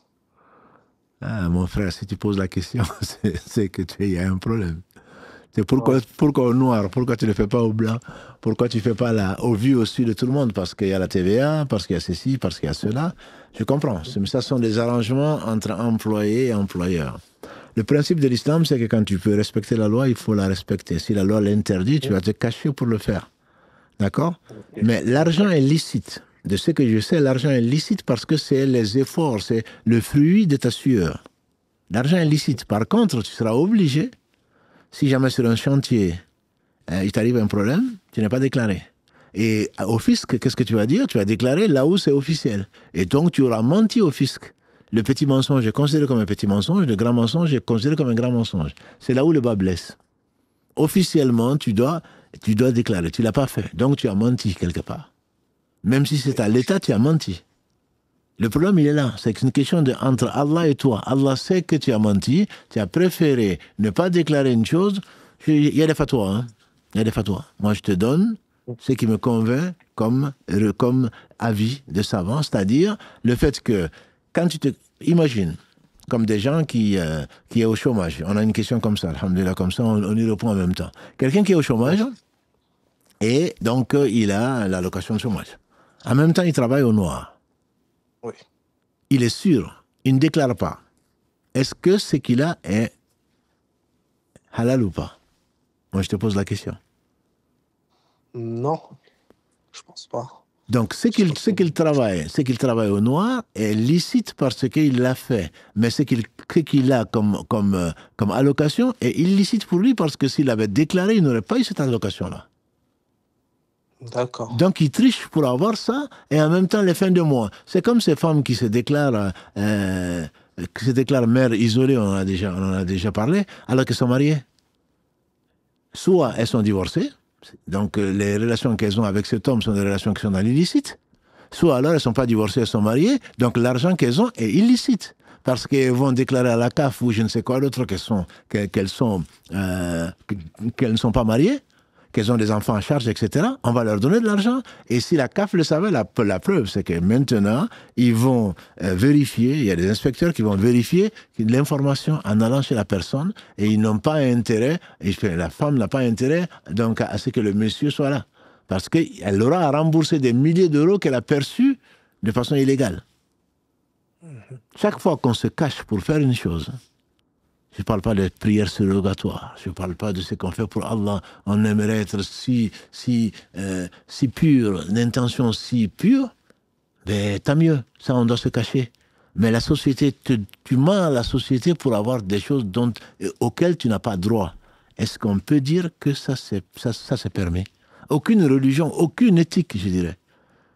Et on attribue à l'islam ce qui n'en fait pas partie. Je ne connais vraiment aucun savant pour le dire. Je ne dis pas des mouftis, ça, il y en a beaucoup. Mais je ne connais personne qui puisse dire que c'est que tu triches et il te dira que non, mais cet argent est quand même licite. Non, je ne connais pas, mon frère, de réponse autre que celle-là. Ok. Donc, j'avais du coup une autre question par rapport à ça. Du coup, dans le sens inverse aussi, si par exemple, je ne sais pas, une personne qui fait de la mécanique, répare mon véhicule, mais qui le fait, on va dire au noir, c'est pareil, je ne peux pas accepter qu'il répare mon véhicule. Ton véhicule, tu l'as réparé, ce que tu as fait n'est pas interdit, mais tu l'as encouragé à mentir puisque tu as donné au noir. Ok. Mais c'est que ton véhicule, tu l'as payé, tu as payé la réparation. Il t'a réclamé 1000 euros, tu lui as donné 1000 euros. Mais s'il devait te faire une facture, il t'aurait dit 1200 euros. Toi, tu penses avoir économisé 200 euros, mais en réalité, tu n'as pas économisé. Tu as économisé 200 euros, mais tu as menti. Tu l'as aidé à mentir plutôt. Ok. On me dira, comme avec l'IPTG, là, Karim a mis ce... qu'Allah lui pardonne. Karim a mis ça en réel. Ça aussi, c'est parti à 380, je ne sais pas si c'est à 400 000 vues. Et les gens disent, oui, mais en disant qu'on n'a pas le droit de faire ça, de tricher pour voir les matchs et machin, tu supportes les multinationales. Moi, je ne les connais pas. Je ne connaissais même pas l'IPTG. Multinationales, ce n'est pas mon problème. Mais ils ont travaillé. Ils ont investi. Et pourquoi toi, tu vas voler pour pouvoir profiter? Un voleur est un voleur. Qui vole à un riche, qui vole à un pauvre, il reste quand même un voleur. Ouais. Voilà. Donc, ce n'est pas... Je n'encourage personne. Je n'ai aucun pourcentage. Les multinationales, je ne les connais même pas. Et je suis, alhamdulillah, un serviteur pauvre d'Allah subhanahu wa ta'ala. Et je ne suis pas à plaindre. Mais je n'encourage personne. Mais je dis simplement, mes frères, je les aime pour Allah. Je leur dis, ne volez pas, ne trichez pas parce que vous allez le payer. Quel que soit un musulman, un non-musulman, tu le voles, tu vas le payer. Voilà. C'est pas parce que c'est un non-musulman que je vais me permettre de le voler, de le tricher, de lui mentir. Non. Allah, quand il a interdit le vol, s'il a interdit le mensonge, c'est pour tout le monde. Oui. Voilà. Donc, je ne sais pas si c'est la même religion, ça j'en suis sûr. Je ne suis pas sûr que ce soit les mêmes repères. Oui. Voilà. Ok. Merci beaucoup. Barakallahu fik, mon frère, et qu'Allah te préserve. Amin. Salam alaikum. Wa alaikum assalam wa rahmatullah. Question sur la prière, donc on tourne toujours dans le fiqh. Assalamu alaikum, j'espère que vous allez bien, alhamdulillah. Je me pose des questions au sujet de la validité de mes prières. Il y a quelque temps, j'ai vu sur TikTok, j'ai vu sur TikTok que nos salutations, que nos ablutions n'étaient pas acceptées si nos parties intimes et aisselles n'avaient pas été épilées. C'est la première fois que je dis ça. Au début, je n'ai pas fait attention à ça, car ni mes parents ni mes professeurs m'ont appris ceci, mais j'ai pu revoir la même chose en ligne à intervalles réguliers plus tard. Que les gens craignent Allah. C'est pour cela, comme disait une sœur, il faut des preuves. Il ne s'agit pas de demander à l'imam quelles sont ses preuves, mais quand on demande, ce n'est pas TikTok qu'on demande. Quoi. Celui qui est là, tu ne sais même pas qui c'est. Il ne te donne pas de preuves et toi tu dis, ah oui, c'est vrai, il faut que... Mais je ne me suis pas épilé, donc mes ablutions ne sont pas valables, donc ma prière n'est pas valable. Et on ose partager ça. Le prophète sallam a dit, il suffit de raconter tout ce que l'on entend pour mériter d'être un menteur. Non seulement on va le mettre sur TikTok, en plus on va le partager. Et c'est peut-être un des réels qui va avoir combien de vues? Des millions de vues peut-être. Et avec leur faïda, celui qui fait ça, il aura ça, celui qui fait ça, il aura ça, et tu le fais suivre. Non. Est-ce que c'est vrai? Tu as bien compris que ce n'était pas vrai. Et si oui, comme je ne le savais pas, et je l'ai quand même fait, ignorer, mes prières sont-elles valides? Tes prières sont valides chez Allah si les conditions de validité des ablutions ont été remplies. Voilà. Donc, pour cette question-là, par rapport à la prière juste, Karim, salam alaikum, je voulais poser une question en rapport avec la prière. Une personne qui ne connaît aucune sourate, donc on a déjà répondu, Karim, c'est par rapport à la question de la sœur convertie, qu'Allah la bénisse. Donc celui qui ne connaît pas le tashahhud, qui ne connaît pas la fatiha, il dit ce qu'il connaît. Subhanallah, alhamdulillah, la ilaha illallah, Allahu akbar, wa la hawla wa la quwwata illa billah. S'il connaît, sinon il dit ce qu'il connaît. Alhamdulillah. Et comme je le dis souvent, Allahu Akbar, maintenant tout le monde le connaît. Voilà. Parce que quand il y a une agression quelconque, on te dirait, il a dit Allahu Akbar. Donc tout le monde connaît Allahu Akbar.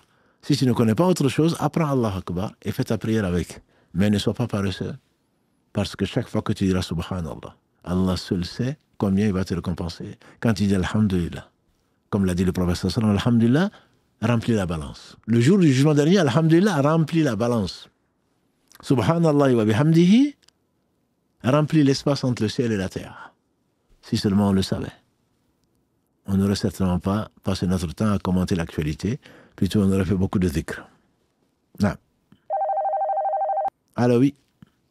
Allô, salam alaikum. Wa alaykum salam wa rahmatullah.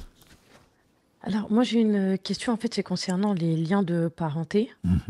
En fait, moi, j'ai une mère qui pratique de manière ouverte la sorcellerie, c'est-à-dire que c'est pas caché, hein, c'est ouvert aux yeux de tout le monde et c'est vraiment dans le quotidien, que ce soit avec de l'encens, dans les talismans, etc. Il y a encore quelques jours, elle m'a offert un cadeau pour mes enfants et ça contenait de la sorcellerie. En fait, je me demande comment maintenir les liens de parenté dans ce type de situation-là. Puisqu'en fait, étant donné que j'ai des enfants, j'essaie de les protéger, donc je leur rends pas visite. J'essaie de les appeler de temps en temps, voilà, pour leur demander s'ils ont besoin de quelque chose et leur passer le salam. Mais dès que je parle avec elles, c'est tout de suite de la médisance, des calomnies. Ça n'en finit pas et en fait, je veux pas aller à l'encontre de ma religion, mais c'est quelque chose qui me fait extrêmement souffrir parce que ça reste, ma mère et je Bien prie sûr, pour elle tous les bien sûr. jours. Mais j'ai aussi des enfants et je me dois aussi de protéger ma famille et je sais plus comment m'en sortir, en fait. Qu'Allah vous vienne en aide, ma soeur. Malheureusement, vous n'êtes pas la seule. Ça suffit pas pour vous consoler, mais malheureusement, vous n'êtes pas la seule. Effectivement, c'est la sorcellerie, et il faut savoir que c'est l'un des 10 annulatifs de l'islam. Celui qui fait de la sorcellerie, le sorcier plutôt, est un kafir, est un mécréant, il sort de l'islam. Donc quand on le fait et qu'on le revendique, bien sûr, ils diront que c'est pas de la sorcellerie, que c'est plutôt des talismans, qu'il y a du Coran dedans, etc. L'avis majoritaire des savants, l'avis majoritaire des compagnons plutôt, c'est que même porter un gris-gris, un talisman avec du Coran, que du Coran, c'est pas permis. Parce qu'on s'attache à quelque chose. On s'attache à quelque chose de matériel. Le Coran n'est pas venu pour qu'on l'accroche dans sa voiture, pour la protéger, Ayatul Kursi. Il n'est pas venu pour qu'on l'accroche dans sa maison. Il n'est pas venu pour qu'on en fasse une calligraphie. Le Coran est venu pour être écouté, compris et pratiqué. Voilà. Donc le fait de le mettre quelque part dans sa poche, sous le coussin ou dans le canapé, je ne sais quoi, pour avoir la baraka ou pour protéger son enfant, ce n'est pas permis. Ça, c'est l'avis majoritaire des compagnons de Mohammed sallallahu alayhi wa sallam. Après, bon, ils te diront oui, mais il y a des savants qui disent que. Moi, je ne le fais pas, je ne le conseille pas. Maintenant, avec une mère comme ça, effectivement, je pense qu'il faut prier. C'est ce que faisait Ibrahim. Son père, comme tu le sais, était un fabricant d'idoles. Donc, c'était un polythéiste il n'y a pas plus mécréant qu'un polythéiste. Voilà. Donc, s'il y a des degrés dans la mécréance, et il y en a, mais il n'y a pas pire. Et il priait pour lui, et il l'invitait à Allah. Donc, si tu peux, Inch'Allah, il faut prier. Multiplier même tes prières. Parce que si elle meurt dans cet état, je crains pour moi, je crains pour elle.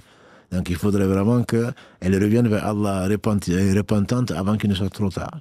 Après, si tu peux utiliser des gens pour essayer puisque toi, elle ne va pas t'écouter, parce que tu es sa fille, que tu écoutes, je passe par l'imam de son quartier si jamais elle l'écoute, ou je ne sais quoi d'autre, ou ses amis, pour le dire, ou son mari, qui est ton père, si il peut l'en dissuader, etc., etc., il faut le faire. Il faut utiliser tous les moyens pour le faire.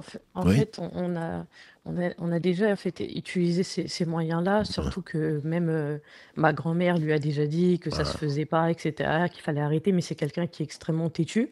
Et dès qu'on essaie de dire quoi que ce soit, moi, pendant mon enfance, elle m'a empêché de porter le voile, elle me frappait dès que je mettais le Coran à la maison ou que je portais du musc ou ce genre de choses-là. C'était vraiment de l'extrême violence, de l'humiliation, etc. Donc, et même quand mon père lit le Coran à la maison, elle l'agresse, elle hurle, tu lis pas ça. Enfin, c'est vraiment quelque chose qui est extrêmement fort. Et elle le dit même, hein, mon démon n'aime pas ça, etc. Donc, c'est même pas caché, quoi. Mais peut-être qu'elle est possédée.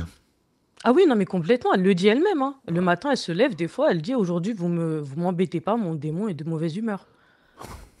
Ah non, mais carrément, hein, mais malheureusement, j'ai grandi dans ça et j'ai invoqué Allah plusieurs fois, à plusieurs reprises. Il faut continuer, il faut continuer. Il se peut que si vraiment elle est possédée au point qu'elle ne sait pas ce qu'elle fait, il se peut que la plume soit levée, c'est-à-dire qu'elle soit folle. Si ce n'est pas le cas, certainement elle aura à payer ce qu'elle a fait. Et donc, on prie Allah subhanahu wa ta'ala, presque qu'elle soit malade, ce serait mieux pour elle, parce qu'au moins elle n'est pas responsable de ce qu'elle fait. Mais non, là, tu ne peux que lui passer le salam, c'est-à-dire de passer la voir, tu dis, maman, je ne peux pas. Quand tu changeras, je t'aime plus que tu peux l'imaginer. Je t'apporterai le peu que j'ai, je te le donnerai. Je me sacrifierai même pour toi, mais je n'accepte pas ce que tu fais. Qu'elle l'entende, bon, qu'elle te maudisse, ça ne va pas marcher, alhamdoulilah. Mais il faudrait qu'elle l'entende. Il ne faudrait pas exposer tes enfants à ça. Ça, c'est sûr. Ça, je ne vois pas comment, à part les invocations, je ne vois pas comment tu vas amener tes enfants, même pas que tes enfants, tu vas même encourager qui que ce soit à subir ce qu'elle fait au vu au su de tout le monde. Ouais. Continue à prier pour elle et appelle-la régulièrement pour savoir si elle va bien. Et si elle te dit quand est-ce que tu passes, tu dis maman, je ne peux pas passer. Je ne peux pas passer maintenant. Et si elle insiste, toi tu ne peux jamais passer, tu dis je ne peux pas supporter ce que tu fais. Voilà, j'en ai déjà assez fait. Je prie pour toi, mais je ne peux pas supporter. Je ne passerai pas chez toi tant que tu feras ceci et cela. Et puis c'est tout. D'accord, d'accord. Et j'ai juste une petite autre question, c'est-à-dire que mon père, il n'est pas à ce niveau-là, mais il porte aussi des gris-gris de ce genre de choses-là. Et en fait, je voulais savoir, dans le cas où, parce que moi je suis divorcée, dans le cas où je dois me remarier, comment ça se passe? Est-ce que mon père a quand même la tutelle? Il peut quand même se charger du mariage? Si le père n'est pas un polythéiste, c'est que ça, porter des amulettes, c'est quelque chose qui est interdit. Si il pense que les amulettes ou les grigis sont un moyen pour que Allah te protège, il reste musulman. Mais s'il pense que ce sont les grigis qui le protègent, il n'est plus musulman, il ne peut pas être tuteur. On ne va certainement pas avoir ça, mais le minimum, c'est que s'il lit le Coran, etc., que tu le considères comme musulman. Mais si vraiment tu as l'occasion de discuter avec lui et qu'il te dit ça, c'est plutôt prendre de ta famille quelqu'un. Tu lui dis qu'on m'a demandé la main, voilà. Et puis, j'ai demandé, pour ne pas te fatiguer ou pour autre chose, j'ai demandé à ton frère, ou j'ai demandé à mon frère de te représenter. Il est d'accord, il est d'accord. S'il n'est pas d'accord, tu le fais venir en tant que tuteur, mais tu demandes à ton frère ou quelqu'un qui, en tout cas, est dans le bon dogme, sur la bonne route, sur la voie droite d'Allah subhanahu wa ta'ala, d'être ton tuteur. Et tu expliqueras à ton futur mari, Inch'Allah, de demander, si c'est un imam qui va le faire, ton futur mari va demander ta main à cet homme, mais en même temps, il va demander soit à l'imam qui est ton tuteur, si tu n'as pas de frères ou d'autres qui sont sur le droit chemin, ou à la personne qui est sur le droit chemin, l'imam va quand même lui demander. Tu expliques ça à l'imam va lui demander, donc officiellement, ce sera peut-être ton père, mais officieusement et en pratique, ton tuteur ne sera pas cet homme, puisque tu doutes de sa religion, et ce sera donc soit ton frère, soit ton oncle, soit l'imam lui-même. Ça, tu peux lui expliquer clairement, et il faudrait que l'imam en prenne conscience et prenne ses responsabilités. D'accord. Allah yufik. Salam alaikum. Wa alaykum salam wa rahmatullahi wa barakatuh. Alors, on va, peut-être Karim va en faire un réel encore. Nous aimerions, alaykum salam wa rahmatullahi wa barakatuh, nous aimerions que notre imam fasse une vidéo à propos du dropshipping. Car beaucoup de frères et sœurs sont confus à ce sujet. Certains pratiquent déjà ce commerce, d'autres envisagent de s'y lancer, mais il y a un grand manque de clarté. Le point principal concerne le fait de vendre un produit que nous ne possédons pas directement, puisqu'il est le fournisseur. Il est chez le fournisseur plutôt. Cela soulève beaucoup d'interrogations sur la licéité de cette pratique. Par exemple, si l'on informe le fournisseur que nous allons revendre son produit plus cher et que nous allons prendre la différence entre son prix et notre prix de vente, est-ce que cela devient licite s'il est d'accord? Deuxièmement, est-ce qu'une obligation d'informer l'acheteur que nous ne possédons pas le produit et que nous faisons seulement l'intermédiaire? Car dans certains cas, le simple fait de dire au client que c'est du dropshipping ou que nous n'avons pas le produit en stock peut lui faire peur, alors que cela ne change rien pour lui concernant la livraison et le produit reçu. Troisièmement, d'autres disent que c'est simplement une revente, comme une autre, et que le problème vient surtout du mot dropshipping. Tandis que certains affirment que c'est une pratique interdite en islam. Nous aimerions donc une réponse claire et sans ambiguïté, c'est ce que tu auras, Inch'Allah. Est-ce que le dropshipping est totalement interdit ou bien peut-il être pratiqué de façon licite à condition de respecter certaines règles précises? Barakallahu fikoum wa jazakumullahu khairan. Et à toi également, que Allah subhanahu wa ta'ala t'a utilisé ou utilise pour que certains comprennent certaines choses. Et tu en auras la récompense, Inch'Allah. Alors, ce que l'on peut te dire, si le dropshipping est le fait de vendre alors qu'on n'a pas le produit, le hadith il est très clair. L'islam interdit de vendre ce qu'on n'a pas. Il n'y a pas de discussion dessus. Et le frère Amin Barakallahu Fi sera avec nous, Inch'Allah, samedi prochain. Je comptais lui poser la question, s'il regarde le live, qui prépare la réponse. Mais au moins, pour répondre, peut-être qu'il y a beaucoup plus de frères et de sœurs qui écoutent peut-être l'islam au quotidien, plus que le live qu'on fera peut-être samedi avec le frère sur la finance islamique. Donc, le dropshipping, si, je dis bien si, ça veut dire que tu vends ce que tu n'as pas. Très certainement, c'est interdit. Il n'y a pas de divergence entre les savants. Si tu veux une réponse non ambiguë, il n'y a pas de divergence. Maintenant, pour répondre à tes questions, la première, si on informe le fournisseur que nous avons revendre son produit plus cher, ça, c'est pas un souci. Mais le problème, tu revends son produit plus cher, c'est son produit, c'est pas le tien. Que tu achètes son produit, pourquoi il est interdit de vendre quelque chose qui ne t'appartient pas? Un, c'est un jeu de hasard. Tu ne l'as pas. Deuxièmement, toi, tu ne perds pas. Les gens, ils ont dit que l'usure, qui sera le sujet, Inch'Allah, de la conférence du frère Amin samedi et dimanche, l'usure, c'est comme le commerce. Non, c'est pas le commerce. Là, ils te disent, le dropshipping, c'est comme le commerce. C'est pas le commerce. Un commerçant, il gagne ou il perd. Il prend le risque de perdre ou de gagner. Toi, tu ne prends aucun risque. Toi, tu prends toujours, tu gagnes. Puisqu'il faut attendre qu'on commande. À ce moment, tu vas l'acheter et tu vas le vendre. Donc, tu n'es jamais perdant. Finalement, c'est pas mieux que le riba. Tu fais vraiment du riba. Toi, tu ne perds jamais. Dans l'islam, quand on ne perd pas, on ne prend pas le risque de perdre ou de gagner. C'est pour ça qu'on parle là aussi peut-être de la bourse. C'est parce qu'en bourse, si les produits sont licites, si tu peux perdre le prix ou la valeur donc, de l'action peut augmenter comme peut baisser, c'est permis. Mais toi, tu es là, tu ne perds jamais. Ça, c'est le dropshipping. J'attends comme commande, à ce moment, je vais aller chercher le produit, et donc, que tu le vendes 10 fois plus cher, c'est pas un souci, c'est pas ça le problème. Alors, si vraiment tu penses que c'est permis, achète-le. Et vends-le 10 fois plus cher, même si tu n'as pas besoin de dire à la personne à qui tu achètes, tu n'as pas besoin de lui dire, je vais vendre ça. Non, moi, je t'achète un produit, que je vais le revendre, mais il n'a plus aucun droit. Le produit que tu achètes t'appartient. Il n'a pas de droit, il n'a pas de mot à dire. Donc, la première question, tu n'as pas à lui dire, mais moi, je vais vendre plus cher, ou pas. Non. Donc, si tu vends quelque chose qui ne t'appartient, que tu n'as pas, alors très certainement, donc, c'est interdit. Est-ce une obligation d'informer l'acheteur que nous ne possédons pas le produit et que nous faisons seulement l'intermédiaire? Si tu es intermédiaire, ça veut dire que tu es utilisé par le vendeur qui te donne le produit pour le vendre. Lui, il l'a. Si tu cherches, tu es un rabatteur, si on peut l'appeler ainsi, tu es un rabatteur. Tu veux, venez, moi je peux vous trouver le produit, c'est que je ne l'ai pas, je peux vous trouver le produit moins cher, ou je peux vous trouver, je ne dis pas de casser le commerce de ton frère, mais je peux vous trouver le produit que tu cherches, je peux te l'amener. Je peux te l'amener, et donc là tu vas le chercher, mais je ne l'ai pas. Moi je peux te l'amener, je connais un magasin où on le vend. Je peux te l'amener si tu veux.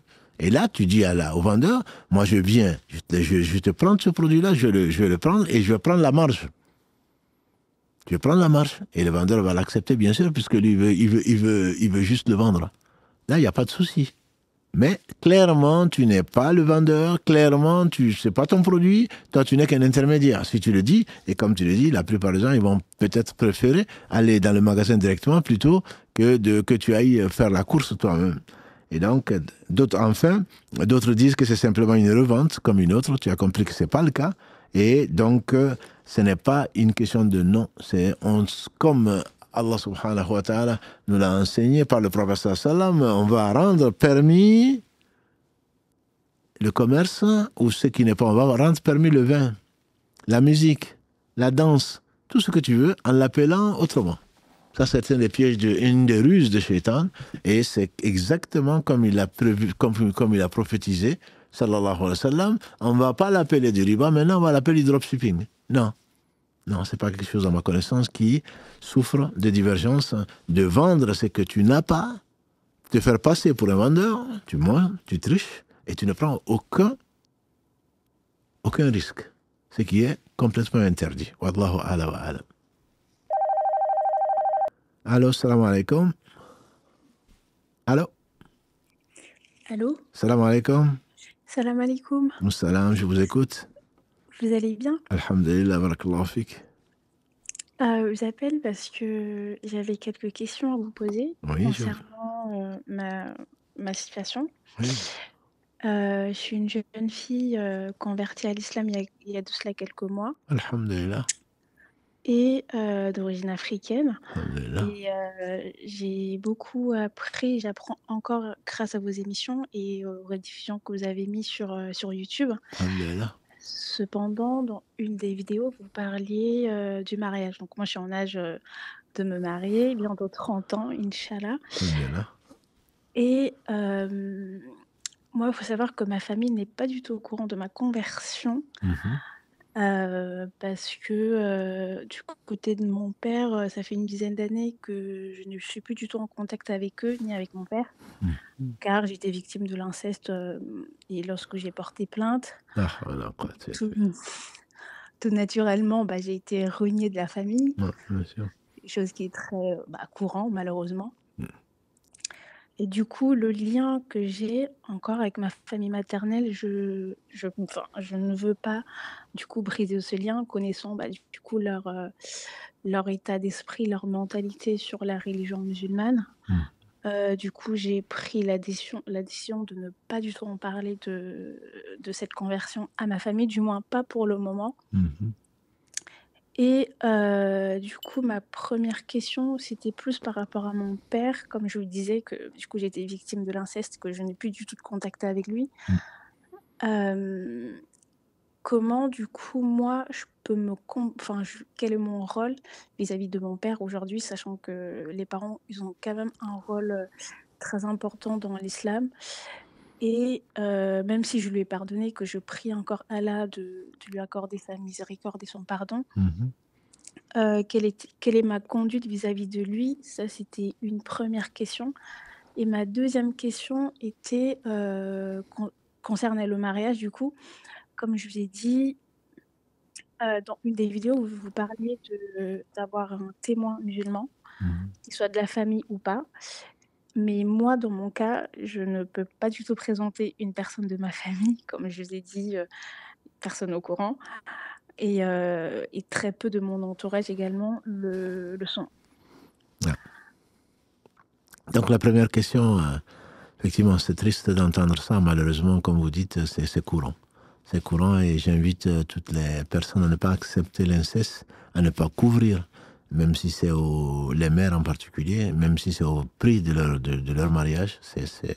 Allah et sa cause sont bien plus importantes que cela. Donc, quand on a affaire à un pervers ou à un malade, ou un psychopathe, il faut qu'il se soigne. Donc, j'espère même qu'il est malade, parce que ça veut dire qu'il n'est pas responsable de ce qu'il fait. Mais si c'est de la perversion, il va le payer, à moins qu'il devienne vraiment repentant. Il faut continuer à prier pour votre père.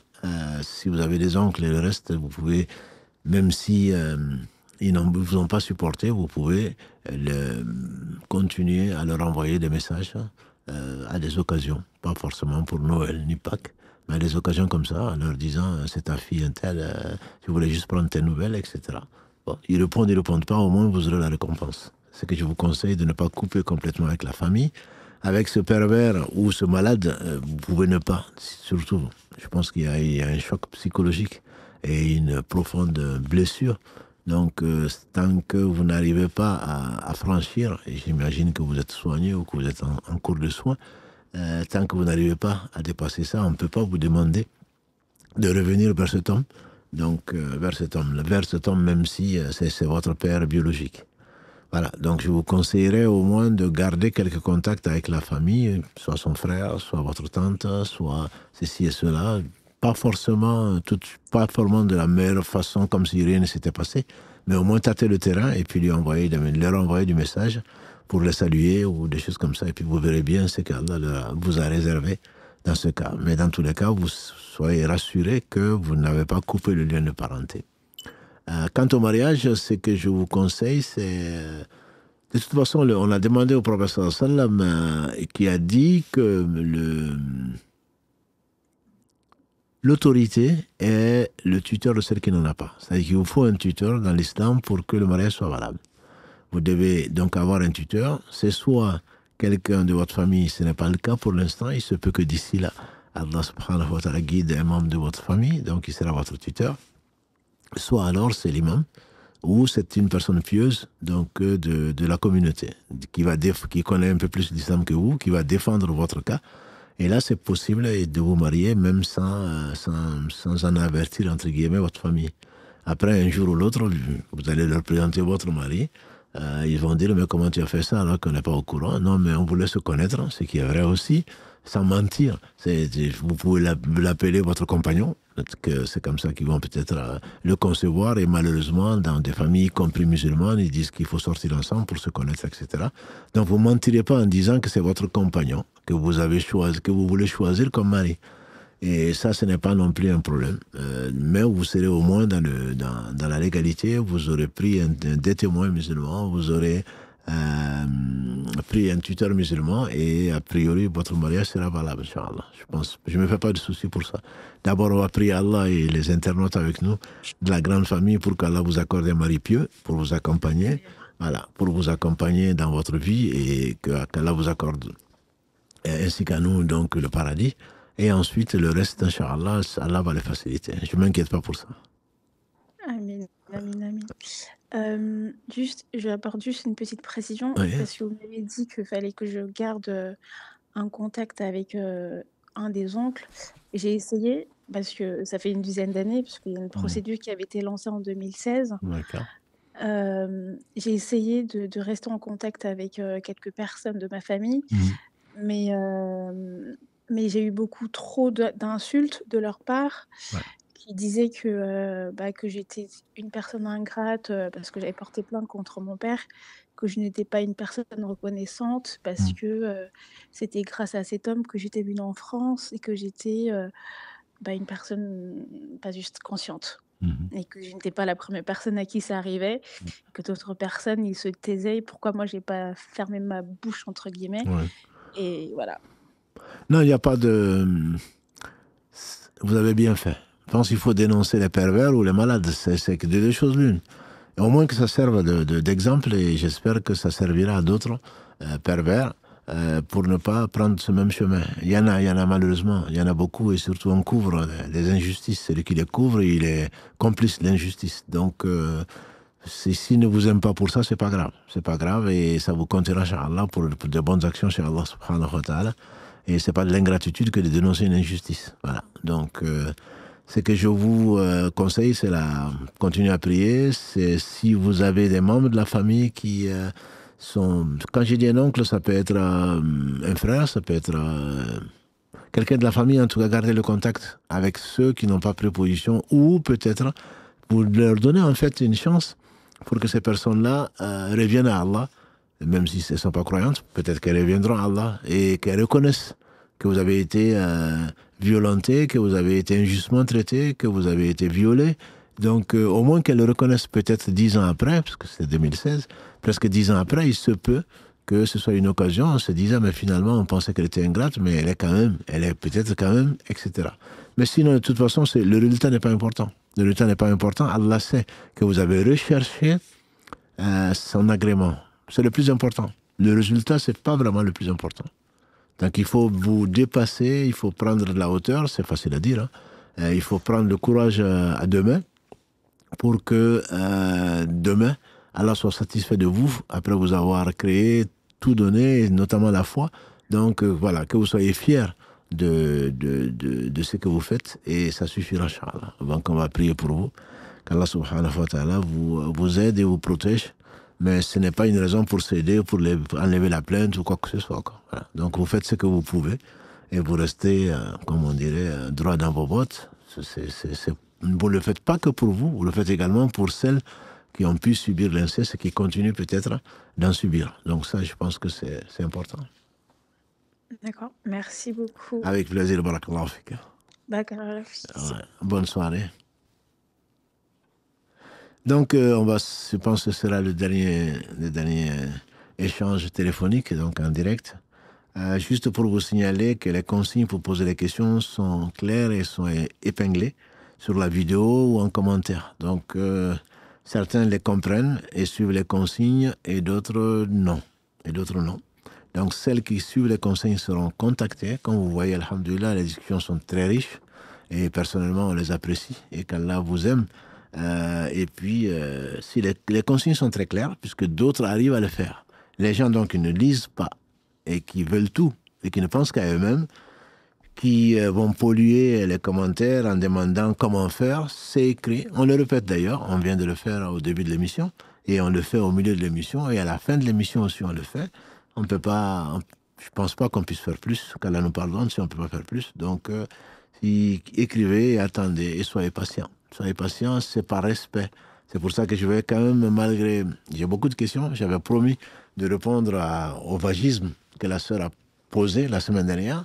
Et je vais essayer d'y répondre et d'en faire la dernière question. Vous avez posé, je vous dis, Karim m'a dit qu'il y a plus de 4000 mails à traiter.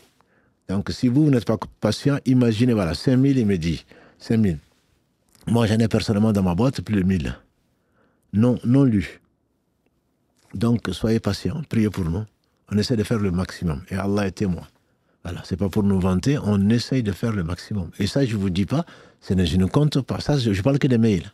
Je ne compte ni WhatsApp, ni Instagram, ni Messenger, ni les SMS. Et je ne vous parle pas non plus de coups de fil, je ne vous parle pas de la prière, je ne vous parle pas des cours que l'on donne grâce à Allah subhanahu wa ta'ala, qu'Allah nous en fasse profiter avant qu'il ne soit trop tard. Donc on ne se plaint pas du tout, au contraire. On est heureux qu'Allah nous ait choisis pour aider nos frères et nos sœurs. Je vous assure. Et j'espère être sincère pour cela. Ce n'est pas du tout pour se plaindre. Simplement, ne voyez pas que vous. Quand je reçois parfois des points d'interrogation, on a écrit à 10h, à midi on n'a pas répondu, on vous envoie des points d'interrogation. On a écrit hier, parce que j'ai un problème, c'est urgent. En gros, qu'est-ce que vous faites, quoi? Alhamdulillah. Allah sait ce qu'on fait et ça suffit. Voilà, donc ce sont que des rappels, c'est pas du tout pour se plaindre. Allah sait que c'est un travail que nous avons choisi de faire et on espère pour Allah subhanahu wa ta'ala et on vous demande de prier pour nous pour que Allah il accepte. Donc je vais passer aux autres questions que j'avais préparées et qu'on abordera si Allah le veut lundi prochain. Et soyez patients donc, soyez patients. Il y a des gens qui ont écrit avant vous et il y a des gens qui attendent depuis 2 semaines, voire depuis 1 mois. Voilà, donc ne pensez pas qu'à vous-même. La dernière question donc écrite, qui était une question donc de la semaine dernière, je suis marié, wa alayhi salam, depuis bientôt 4 ans. Et peu après le mariage, j'ai découvert que je souffrais de vaginisme. Cette épreuve très douloureuse au quotidien rend les relations intimes extrêmement difficiles et a provoqué beaucoup de crises dans mon couple. Avec le temps, une forme d'amertume et de lourdeur s'est installée dans mon cœur. Malgré ma volonté de l'écarter, ce qui complique encore la situation. J'ai consulté des spécialistes, mais jusqu'à présent, les douleurs persistent. Je ressens une grande culpabilité de ne pas réussir à remplir correctement mes devoirs conjugaux. Et je crains de pécher vis-à-vis de mon Seigneur en refusant les rapports avec mon époux. Ma question est donc double. Que dit l'islam au sujet du vaginisme et des difficultés conjugales qu'il entraîne? Comment agir dans ce cas, ayant déjà consulté à plusieurs reprises durant ces 4 années. Est-il permis deuxièmement de recourir à la thérapie EMDR qui vise à travailler sur certains traumatismes? Voilà les questions donc de la sœur. Et je pose ces questions en espérant qu'elle pourra aussi aider d'autres sœurs qui traversent la même épreuve que moi. Et il y en a certainement. Barakallahu fikum par avance pour votre réponse et vos précieux conseils. Alors pour ceux qui ne savent pas, surtout mes frères qui ne savent pas ce que ça veut dire, parce que les sœurs, j'imagine qu'elles sont un peu plus informées. Le vaginisme, c'est une contraction involontaire, je dis bien, des muscles. Donc de l'ensemble des muscles qui entourent l'entrée du vagin, entraînant donc des fortes douleurs, rien ne sert de forcer. C'est involontaire. Donc c'est une maladie. Il y a 2 sortes, il y a le primaire et le secondaire. Le vaginisme primaire, c'est dès les premiers rapports, la femme se rend compte de ça et c'est elle qui souffre. Voilà. Le secondaire apparaît plus tard. Donc c'était pas à l'origine, entre guillemets. Ça peut être le résultat de répulsions, d'événements vécus, de traumatismes, voilà. Le cœur l'emporte donc le corps ne répond plus. Voilà, ça c'est, mais par réflexe. C'est pas parce qu'elle fait exprès, mais c'est comme ça. Donc que dit l'islam de cela? L'islam dit que c'est Allah qui juge. Et Allah sait. Allah sait tout. Et donc, avant, effectivement, quand on ne savait pas que c'est une maladie, le mari peut soit divorcer, ce qu'il fait souvent, soit prendre une autre épouse quand c'est permis, et soit dire les anges vont te maudire. Ça me donne l'occasion en même temps que quand on se marie, ce n'est pas pour des colocataires, quoi. Voilà. Je n'ai pas envie. D'accord. Le problème, c'est que tu exposes l'autre. Homme comme femme, d'ailleurs. J'insiste, homme comme femme. Parce que souvent, mes frères pensent qu'ils ont le droit d'avoir des relations intimes, mais la femme, quand elle en a envie, elle n'a qu'à attendre. Moi, je n'ai pas envie, je suis fatigué. Non. Donc, c'est une symbiose. C'est une complémentarité entre l'homme et la femme dans le couple. C'est pas parce que tu es fatigué que tu ne souris pas. C'est pas parce que tu es fatigué que tu ne m'aides pas si j'ai un besoin. Voilà. Donc, c'est pas quand je veux. C'est pas quand je veux. C'est mieux quand je veux. Mais même quand je ne veux pas, je fais des efforts pour Allah subhanahu wa ta'ala, pour celui que j'ai choisi ensuite, donc, ou celle que j'ai choisie. Donc, je le rappelle juste aux frères et sœurs. Donc, le vaginisme, quand on sait, surtout dans ce cas, surtout aujourd'hui, hier, n'en parlons pas, j'ai vu très peu de littérature chez les anciens dessus, parce que je pense que ce n'était pas une maladie connue. C'était connu, en tout cas, elle était cachée par fausse pudeur. Donc, en tout cas, aujourd'hui, on sait que c'est une maladie, une vraie maladie. Et la sœur Barakallahu Fiha a consulté. C'est ce que j'allais lui conseiller. Mais elle l'a déjà consulté à plusieurs reprises et chez plusieurs spécialistes. C'est ce qui est conseillé d'ailleurs, d'aller voir donc, les gynécologues, déjà, pour savoir, de faire des radios ou des IRM pour savoir, parce que ça peut également être rarement, mais ça peut être dû à une malformation, etc. Donc, ça peut se traiter par des séances de kiné ou d'autres choses, donc c'est possible. Si ce n'est pas le cas, puisqu'elle a déjà consulté, pour les sœurs, il faut consulter d'abord, parce qu'il se peut que, alhamdulillah, Allah nous éprouve par une malformation de quelque chose, ce que nous on appelle malformation, qu'Allah a fait pour nous tester. Et il faut ensuite, si ça ne va pas, puisque c'est involontaire, donc il faut à ce moment-là voir des psychologues compétents et qui ne nous jugent pas. Voilà, donc il y a un certain nombre de choses qui sont là, et l'islam, bien entendu, ne charge pas une âme au-dessus de ce qu'elle peut supporter. Il faut surtout discuter. Il faut discuter avec le mari, l'époux, pour savoir si et comment on souffre, et que lui, il aide, et également, donc je pense qu'il y a toute une éducation sexuelle, entre guillemets, que beaucoup de gens n'ont pas, parce que c'est des fautes, c'est des tabous, on n'en parle pas. Alors qu'en réalité, bon, donc beaucoup agressent, presque violent leurs épouses. Ça, c'est quelque chose qui est interdit. C'est interdit dans l'islam. Et le prophète sallam nous a explicitement encouragé donc, à dialoguer et à ne pas faire donc, de l'acte sexuel une agression. Ça, des textes sont très très clairs dessus. On va pas en faire un texte aujourd'hui, surtout à 23h, presque 40. Voilà. Donc, c'est un couple et c'est un droit de l'un, c'est un droit de tous les deux, l'un sur l'autre et vice-versa.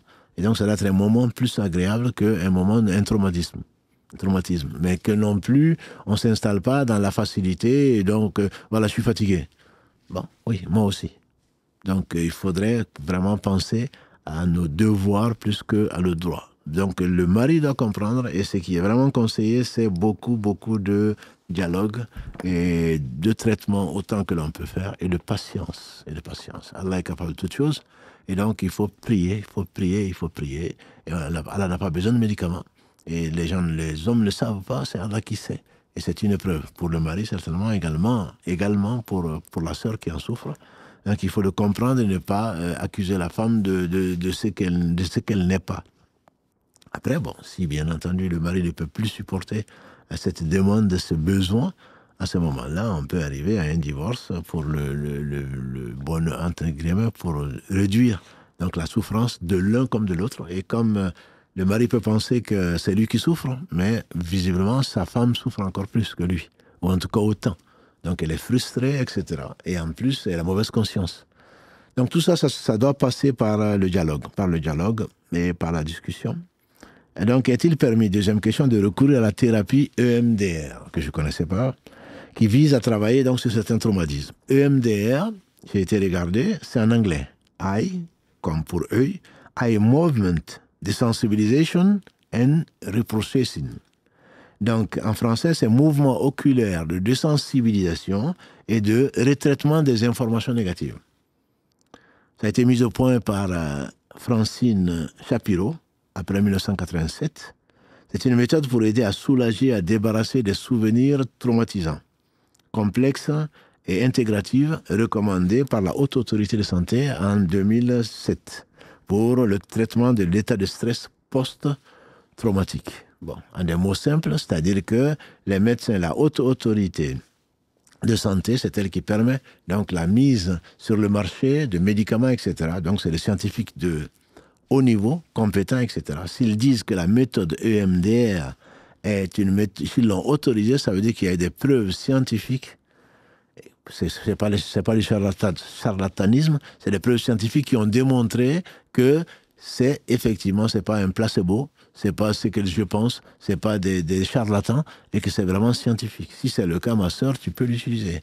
Si c'est la haute autorité, c'est ce que j'ai vu, qu'en 2007, elle l'a autorisé, ça veut dire qu'elle a étudié scientifiquement la méthode, et que ce n'est pas des charlatans qui le font, comme des rebooteurs ou je ne sais quoi d'autre. Moi, j'ai des dons, etc. Non. Donc, c'est une technique qui est relativement récente, puisqu'elle a été découverte en 87. Donc, ils ont quand même mis 20 ans pour la valider. À ma connaissance, tu peux l'utiliser, puisque on se base sur donc, le travaux de scientifiques de renom et compétents. À ma connaissance, tu peux le faire. C'est aussi vrai pour toute maladie, entre guillemets. Voilà. Donc, Allah subhanahu wa ta'ala te guérisse et guérisse toutes nos sœurs de quelque maladie que ce soit. Par contre, je vais te conseiller néanmoins de faire la ruqya. De faire la ruqya après l'examen médical, psychologique, sexothérapie de couple que tu as probablement dû faire. Mais de faire la ruqya parce que dans certains pays, pour protéger, d'après eux, leur honneur, ils vont faire de la sorcellerie et mettre un cadenas, carrément. C'est pour cela d'ailleurs l'excision dont on a parlé en détail une autre fois, il y a quelques mois. L'excision parfois va pour sauver, paraît-il, l'honneur. Ce sont des coutumes. Et ils vont jusqu'à coudre donc, les lèvres donc, du vagin pour qu'il n'y ait pas de pénétration, pour qu'il n'y ait pas d'acte sexuel. Et tout ceci, bien entendu, ce sont des traumatismes, c'est de l'injustice causée aux enfants. Et donc là, ils vont faire la sorcellerie, c'est encore pire, pour que la fille ne soit pas infidèle avant son mariage. Et parfois, la sorcellerie passe par un cadenas avec une clé qu'ils vont fermer avec des djinns et qu'ils vont jeter, soit dans un tombeau, si c'est vraiment de la sorcellerie, ou alors que la grand-mère va garder, ou la mère. Donc, je te conseille quand même la ruqya, je conseille à tout le monde. Allah a sauvé, Allah a guéri, même un non-musulman avec la récitation de la simple Fatiha, qui est la mère du livre, hein. Donc il contient la Torah, l'évangile, les psaumes, et tout le Coran est contenu dans la Fatiha. Mais par la Fatiha, la lecture, Allah a guéri un non-musulman.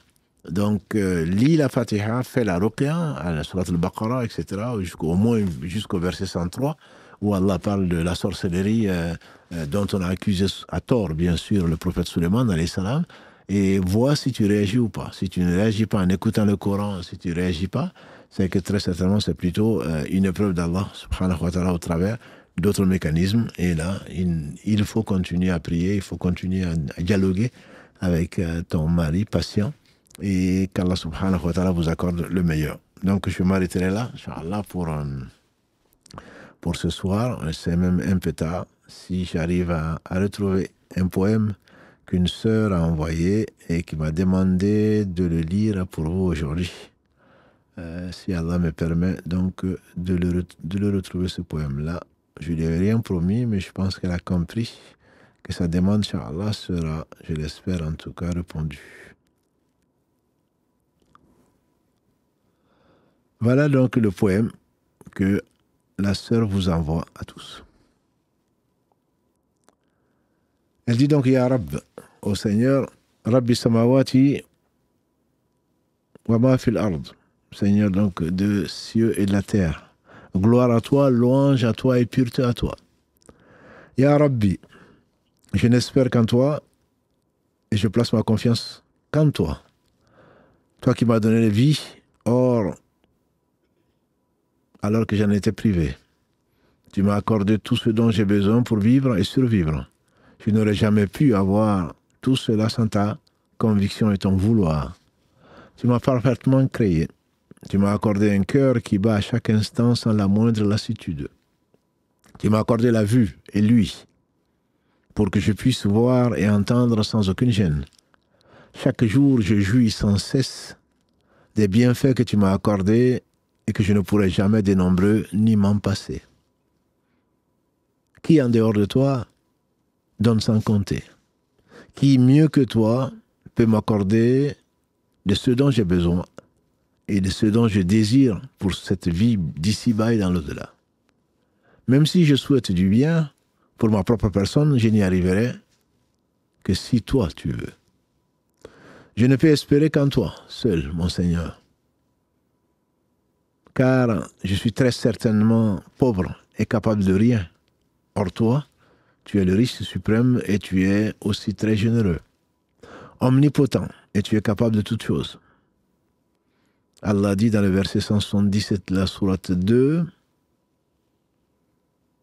il est le créateur des cieux et de la terre à partir du néant. Lorsqu'il décide une chose, il dit seulement soit et elle est aussitôt. Et comment Allah pourrait ne pas m'exaucer alors qu'il m'a accordé la vie avec générosité gracieusement sans l'avoir même invoqué pour tout cela? Ya Rabb, je n'ai de là où tu es. Je sais de là où tu es, tu me veux du bien, tu me protèges et veilles sur moi, même quand j'oublie de me rappeler de toi.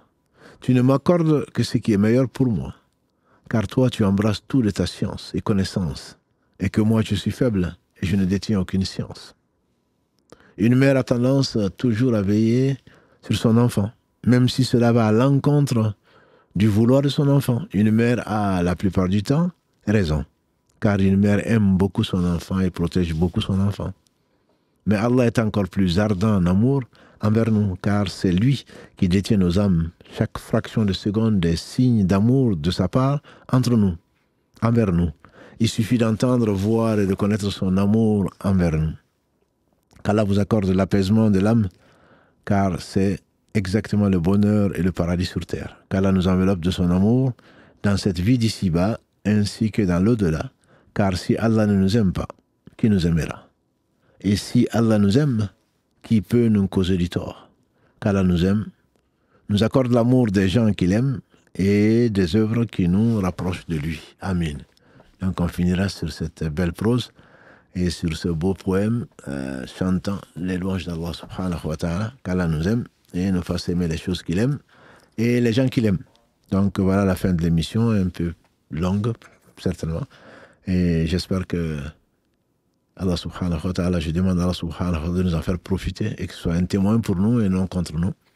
Donc notre prochain rendez-vous, Inch'Allah, c'est mercredi toujours à 22h pour parler donc de la médecine, une nouvelle série dans la médecine des cœurs. Et qu'Allah vous récompense toutes et tous et qu'Allah subhanahu wa ta'ala nous accorde le meilleur, qu'il bénisse abondamment les meilleures raisons, Mohammed, sa famille, ses compagnons, tous ceux qui les auront suivis dans le droit chemin nous fassent l'honneur d'en faire partie. سبحانك اللهم وبحمدك أشهد أن لا إله إلا أنت أستغفرك وأتوب إليك سبحان ربك رب العزة عما يصفون والسلام على المرسلين والحمد لله رب العالمين والسلام عليكم ورحمة الله وبركاته.